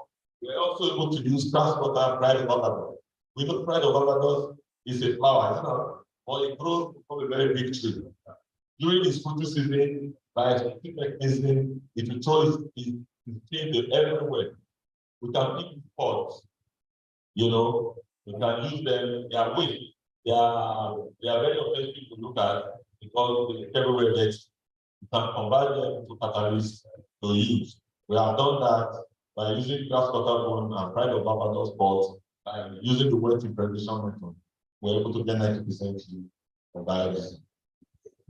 Crab shell, coconut shell. We also did that, got 60%. Chicken manure. Yes, the poultry, we know the amount of waste. Anybody who has the poultry knows that chickens poo a lot. Imagine you have a poultry that has 1,000 birds, let's keep it conservatively, and you feed them twice daily, and they poo, and you collect all this waste to use it as a precursor of catalyst. We have done that. And then using chicken manure, we treat treatment, we follow it up with KOH, we calculated at 900 percent. We're able to get 95% yield. These are high on the experimental level. And of course, we try to go for that. So, suppose we do this chicken manure. Let's see what happens. When we now decide to do the chicken manure with thicker nitrogen, okay, by adding the acid end to it, so to make it by controller. The manure itself is mineral. So when you go using nickel nitrate is an acidic salt, though it's weak, but it's an acidic salt, it's able to add the acid end to it. And when we did that, we saw that following our optimization, we're able to get 99.4% yield, almost 100%. So if you look at the reaction parameters there, at ratio of alcohol to oil, ratio 6:1, using 1%, operating at 60-degree 60 minutes, sorry, reaction time, and at 70 degrees operating temperature, we'll be able to get 99.4, which is very, very, very high. Okay, and then okay, went for that. Okay, let's try anti-loopholes with African oil-based oils. We're able to spread using the African oil-based seed oil now. Got very good results, 93.2% yield. Periwinkle shell, like plantain yield, we got 94% yield. So, and there are several works still in progress. Having successfully converted African waste to efficient most of this started laboratory scale elements result from different oil sources. Some studies and the application of large scale production should be considered to justify their commercial suitability. Focus 4, reactor and plant design. The particular reactor configuration utilized for transfer reaction has some influence on the performance of the process, according to Cummins et al. 2008. For this reason, the biodiesel plant is being designed with a view to maximize the biodiesel production from non-edible seed oil. The design and fabrication of biodiesel plant is currently ongoing and is being tested. That's what we're going to look at when we go outside. Yeah, these are the internals.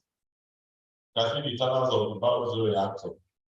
So you can see their baffles, impeller, and so on. And of course, when you look at the right side, ahead, that one there was the process of producing the bioreactor itself. You can see that we have the layer there of fiber glass to insulate, so that we can maintain our temperature at the appropriate temperature required. That's setting it. Because if we don't lag it, means our people will be surrounding.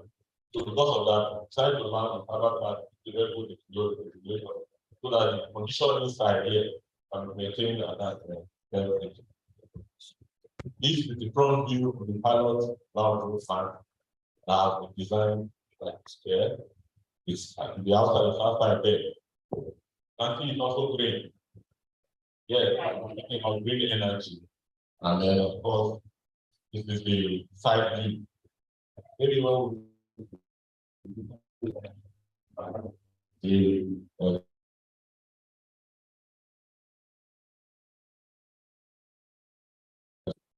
Yeah, but though because of the use of heterogeneous scattering, we are not going to have too much problems again.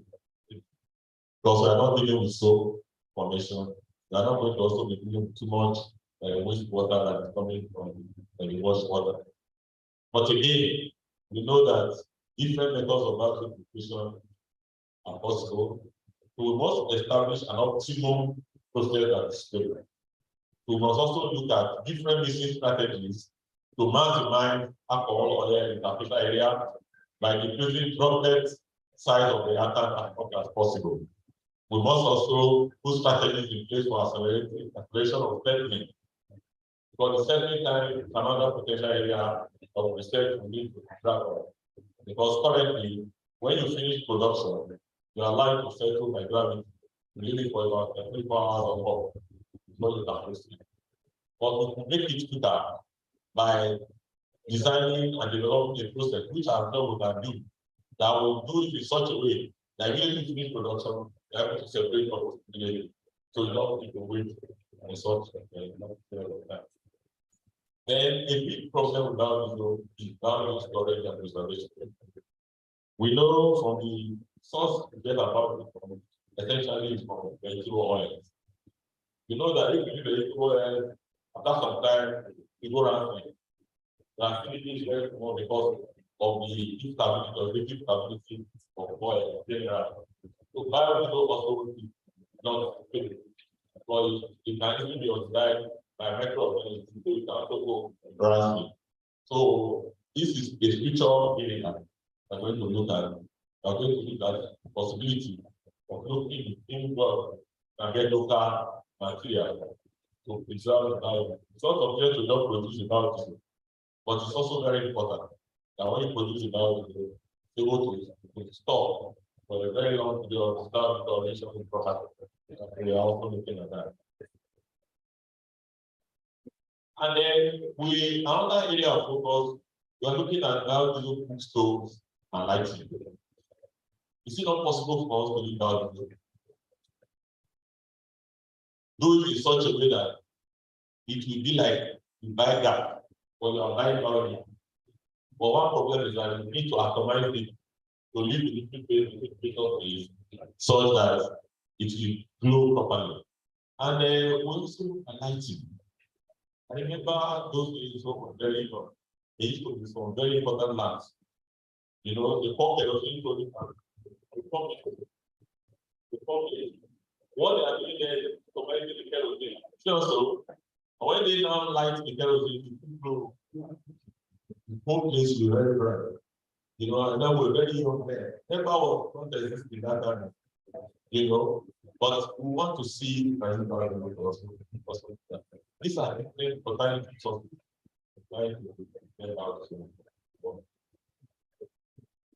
So far, we have several publications from this chair. Our work. We have one, two, three, about 5 international publications. The first one here is Trivia. The second one is also Trivia. Then the fifth one is also European Journal of Applied Sciences, United Kingdom. And then we have 2 we have published locally. That is 4 and 5. And lastly, we have under review 2 journals with the PhD. We have been submitted it. It's waiting for review so that we can move on. So there are case studies, or we're not able to go into this properly. But what I want to point out here to everyone is that you said you have produced the heterogeneous catalyst. How do you know that what you have produced is a catalyst? That's a very, very vital question. Because anybody can just come on and say that produced the catalyst. There are certain basic things the catalyst must meet for you to feel that actually produce a catalyst. I will just go quickly. You know, we are using chicken manure as a case study. Of course, chicken manure, like I said, about we will collect them, clean them up, dry them, grind them, and then so on and so forth.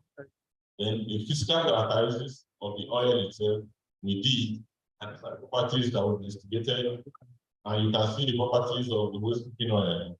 You can see the density, the chemical viscosity, the peroxide value, acid value. The free fatty acid is the key. Very important when you are doing biodiesel production. You need to do the free fatty acid level. And then this one, we can easily work on it.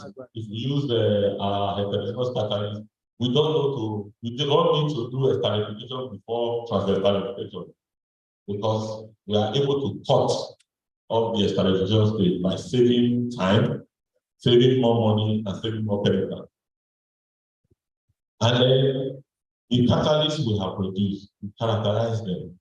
These are some of the tests that you must carry out to know whether the catalyst is actually the catalyst you are producing.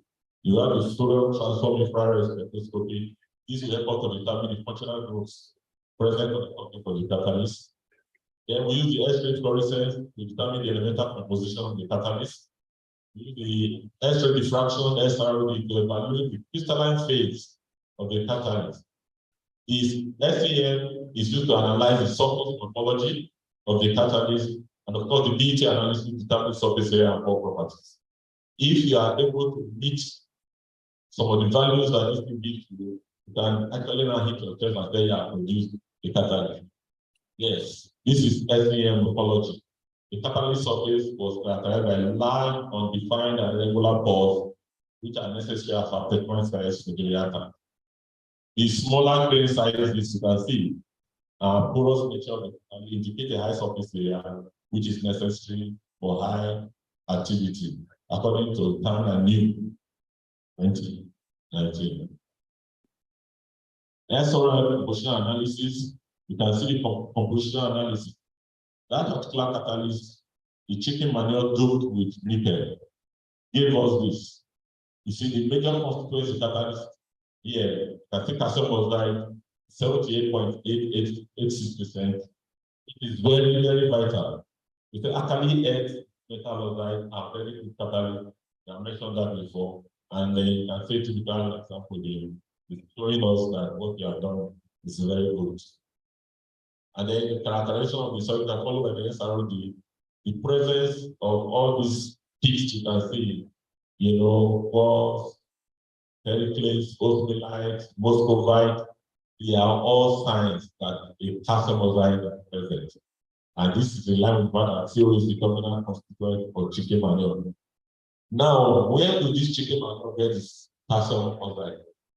Remember that in most, look at the composition of feeds for birds, you know, generally the feed contain a lot of calcium because of the hormone formation. That also, so that's so, you know, and actually say if you had used layer feed, you will even get confronted because the layers will have to lay eggs, and of course the shell covering egg is it not calcium? So you can see the source of the calcium outside there. Okay, the different functional groups analysis shows that you have hydroxyl groups. These are all stretches and so on. And then the SEM analysis, you can see from here, the catalyst has a surface area of 3.14 meters squared per gram, a pore diameter of 2.2 nanometer, and a pore volume of 0.174 centimeter cubed per gram. This high surface area and pore volume is attributed to fascination, like I said. This large surface area contributes to the high of the catalyst. Trans-esterification process. The heterogeneous catalyst carried out trans-esterification as a batch process using a 250 ml conical flask in the lab. The reaction conditions were set, we optimized according to the particular experimental design using the bulk backing, and then the biodiesel form was also characterized. You know, the properties we're looking for: viscosity, flash point, detailed number, calorific value, chemical composition. This you can see. The biodiesel was produced as an acid value of 0.38, and you have the ESTM and the European standard. The ESTM says 0.8 maximum. The European standard says 0.5 maximum, which we cannot exceed it. But the one we got here is 0.38. Our FFA is 0.19. The flash point is within range because the AFTM said the flash point should be greater than 130. And then the European Union says the flash point is greater than 130. Our own is 146.4, which is you are home and dry. And then the calorific value also from the AFTM 35. We have to and then the cetane number should be greater than 47 and greater than 51. We have 43.67. So everything fell within the, which is what was essentially bio. Conclusion. Energy generation in Nigeria is just insufficient to satisfy the current demand. Most of the energy demand in Nigeria is coming from fossil-based sources, particularly crude oil and natural gas, though we used to use coal. Continuous utilization of fossil-based fuel is not sustainable, that agree. So we need to deploy renewable energy options that is sustainable and environmentally friendly mechanics. So again, the second intervention by the opportunity which they have given us provide and help some of these challenges to make Nigeria take advantage of our huge renewable energy potential. The PTF research and renewable energy has recorded a lot of achievements in institution. More works are currently progressing to be able to achieve all the initially said. Some of the references. Thank you very much.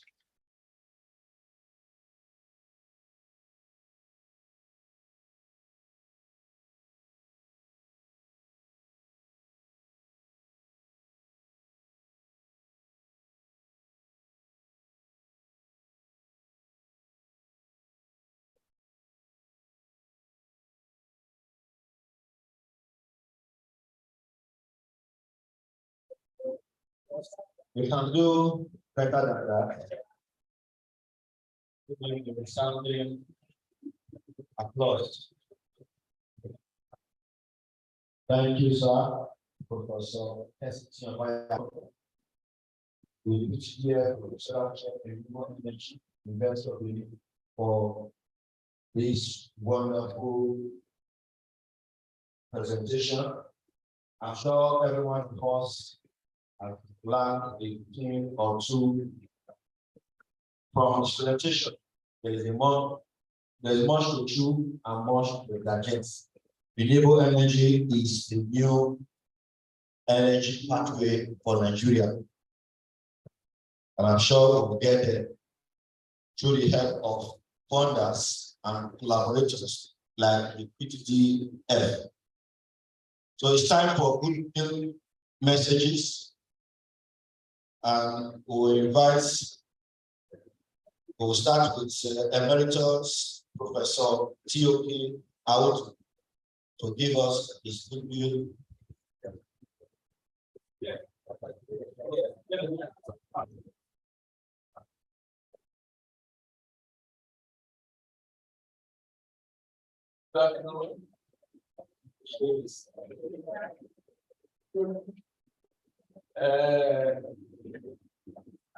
Mine is not just a completeness, but a little insight. PDF has been doing for chemical engineering department. I'm seeing smart to my left here. Professor Igorobo, and two of us like that. He was the one that prepared something plan for the site of chemical engineering during Professor Arao's time and that was the paper we prepared and sent to PTDF to give us that bill. So I want us to know that we have been part of the family of PTDF for a very long time. The work that Professor Bayago is doing is a continuation of research in development of biodiesel, which, as they have told us, is meant for power compression, depletion, engines, as different from spark ignition. For spark ignition engines use petrol, use gas. But compression ignition engines use diesel and powered by diesel. And they have done a great work. I am calling on this here to take into consideration the fact that during the period that Professor Bayakon succeeded me at the past year, we had an director of COVID, which meant that he couldn't actually continue the work at the pace that the work that they needed. And therefore, he will be needing more assistance at this stage to enable him to conclude the job. So I want to thank Spirit for what he has to also use this opportunity to ask BTDL in view of the floating rate of Naira dollar now. And I'm sure I heard something on television that BTDL might not continue. And even if they continue, but not at the same pace as before, to provide money to train, to do capacity development, especially at postgraduate level or Nigerians abroad. So I'm suggesting that BTDL should select one university from each zone to the class homes and charge those universities to train students sponsored by BTDL at postgraduate level. And I'm saying that Unimed having qualified to represent the South zone. Thank you very much. Thank you very much, sir. I will call on Professor One said Good afternoon. It's a pleasure to be here. It's having the responsibility to monitor and oversee response projects in the University of Michigan. And incidentally, I'm not surprised at what we see at that end, because several professors and scholars from engineering are showcasing the benefit which PDF has created. Because I just spoke that this project has been found, and we are seeing the outputs. For national research reports, engineering features very well. And I have seen quite a number of persons who have won the National Research Award from Telephone. And what PDF is doing, you see that what they want to do, they say that at the end of the day, we want to see the translation of daily lives. Because I hope one day we'll come in here after a kind of lecture like this, the energy source that we have benefited at this very the side. And I'm hopeful at the pace at which things are going that engineering faculty, University of Guinea, not just technical, will one day provide solutions to many of the problems that brought us as a nation. Thank you very much. The chair of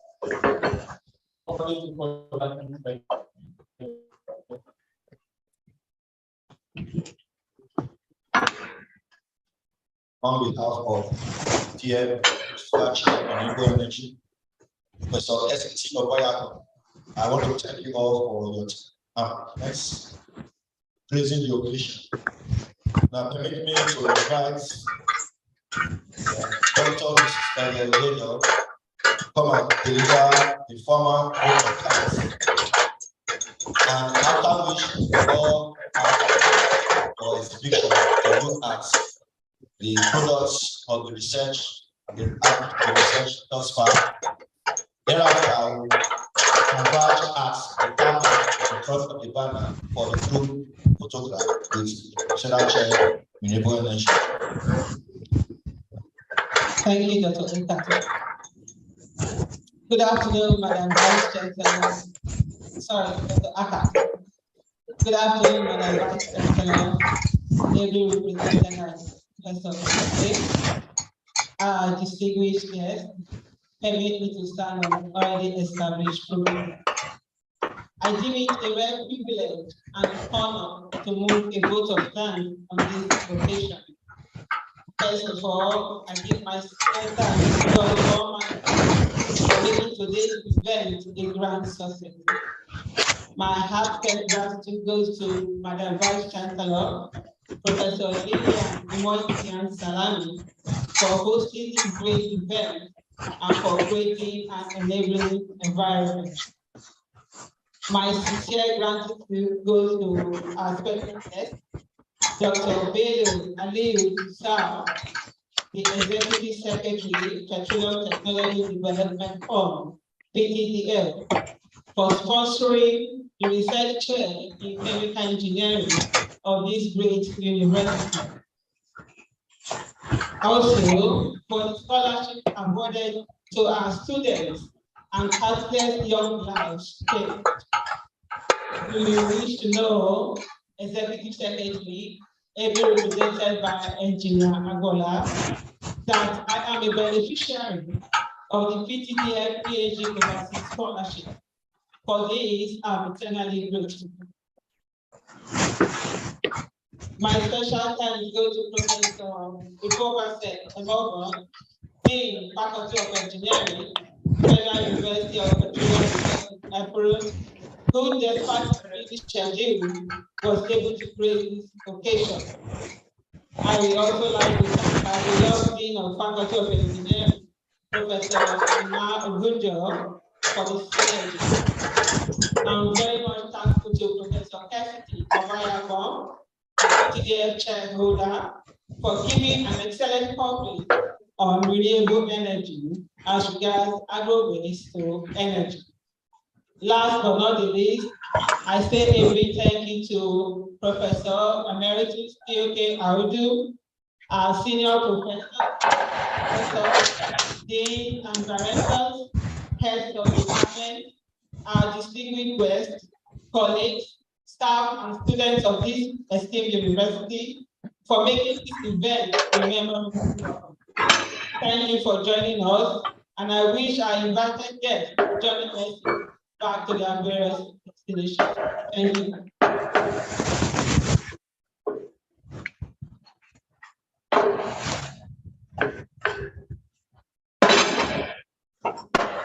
Thank you very much. Dr. Mrs. Ledo, former tribute Department of Technical Engineering.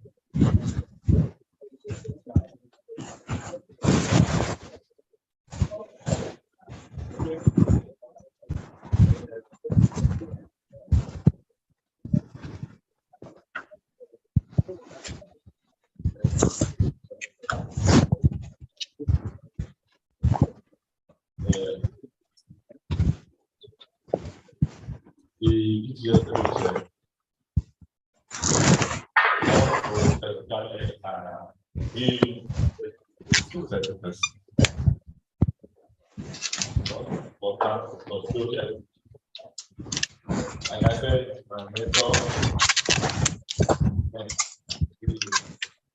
he supervised my master's and PhD.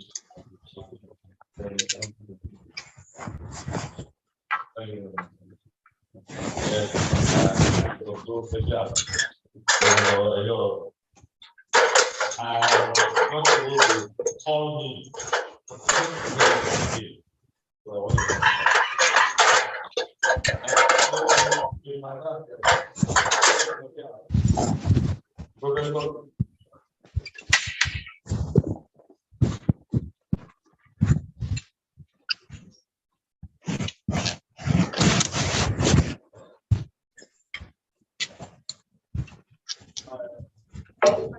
my wife, we'll settle that because I was a very good business class. Look at this, yeah, so I invented that kind of protocol. Yes. I'm sorry. You know what we'll do now? You know, I want to also acknowledge the contribution of person who have made this day a huge success. I want to thank all my staff, the family of them, for their support. You know, and like I said earlier, I said a lot of the government is now working on the renewable energy with special focus about this. That's a very good thing to be there. You see, you have changed the type of research in my department, really not about, you know, biochar, gas, you know, people are working in those areas, which is a very good family. We thank you very much for that. Yeah, there are some things who are kind of thing. We need it possible. You know, Dr. Ameamo has worked with me on this chair at the beginning. They are very supportive and active. We want every new game during my session. You know, we thank God for him. There is so he's been promoted to professor now. This is a very good accolade to the department for hard work. Professor, I welcome you. I thank you for coming. Dr. Iwadaro has been working tirelessly from the Department of Mechanical Engineering. Without him, I don't think I would be able to do this project. And also with the support of Atako. You know, I support you. You know, I don't know how to thank all of you. You know, there are some persons you just want to see this out here. Want to see, you know, I think very down. And then Peter our again. Yes. Peter our again. I called him, said, look, I want to produce this thing. I have a design. This is what we need to do. He said, okay, that's all. You know, and that's the beauty of the where is Peter? He's always busy. I'm really doing something. You know, yeah, I love it. Yeah, I think that we mentioned it was fun. We were also together in the COVID-19 initiative team. You know, where we produced the mechanical ventilator for COVID, also consulting people of the COVID-19 initiative. We also followed that up with the automatic hand washing machine. So it's not a surprise that we have that today, you know. So Peter, I want to thank you very much, you know, and we'll continue to work for them. I'm going to create more grants in this research together. So I want to thank everybody. I'm not, I've seen you, what I talk about is quite, is back to us now. We're exactly, you know, I welcome you. So I thank all of you and God bless you very much. Thank you very much, sir. And thank you all again for coming. But I think it's better late than never.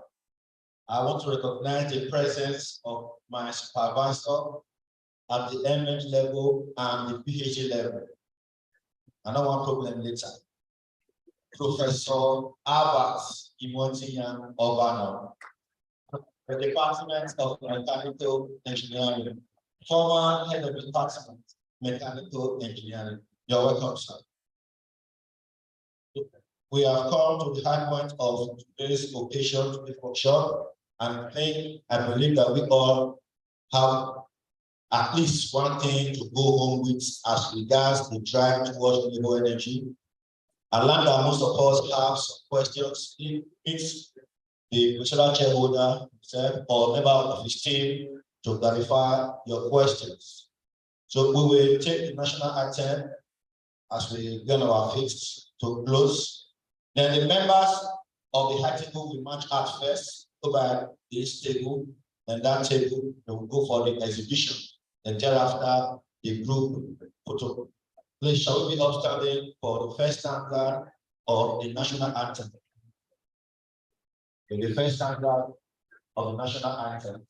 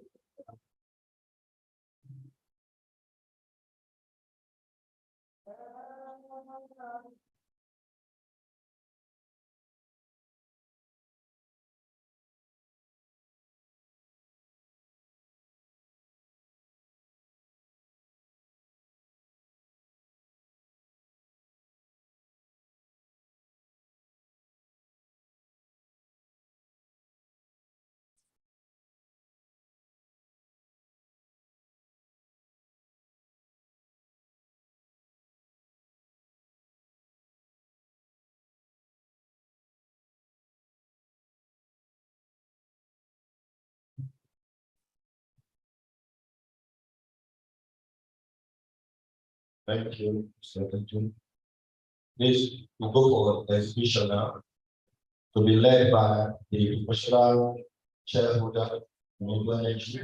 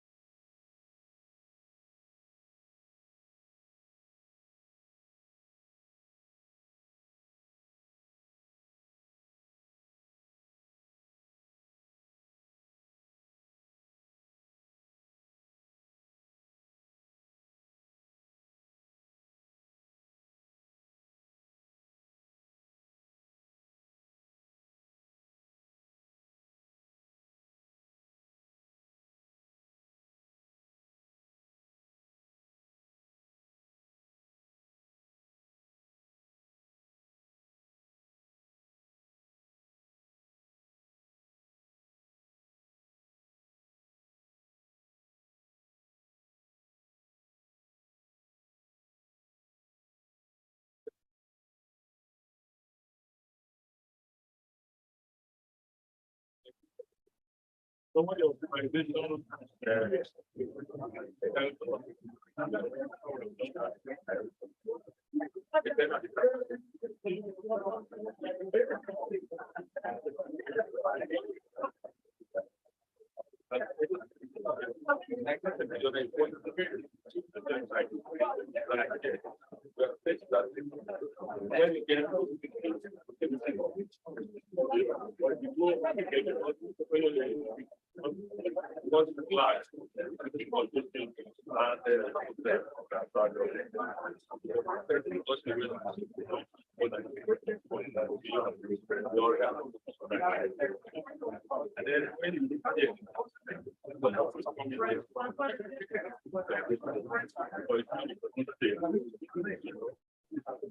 Yes, like that.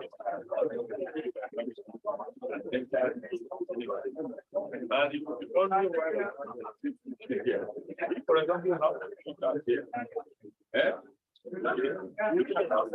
this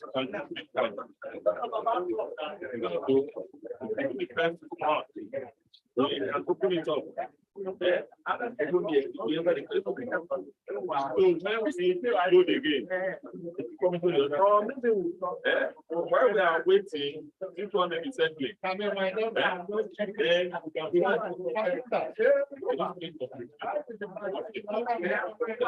while again, need load here again, because it's very an empty place. So it's like a semi-continuous, continuously going on. And then once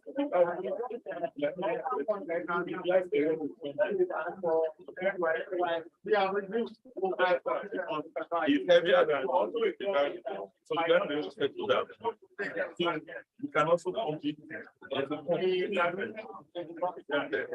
Okay, and then there's a link here, but we love the way coming in here. Then quite like very close here. We can go in. So I think I have put it out.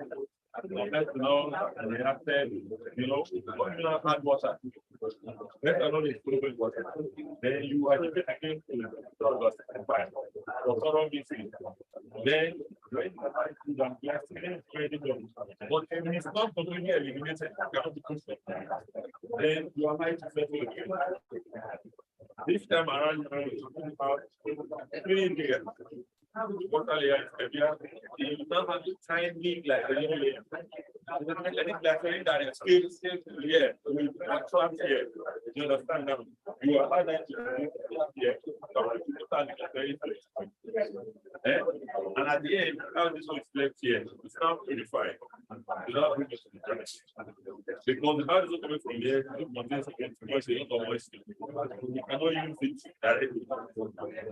You can pick so fine.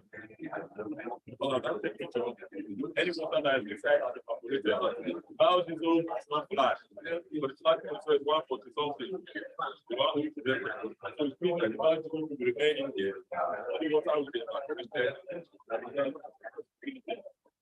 Whatever is fresh, ready to.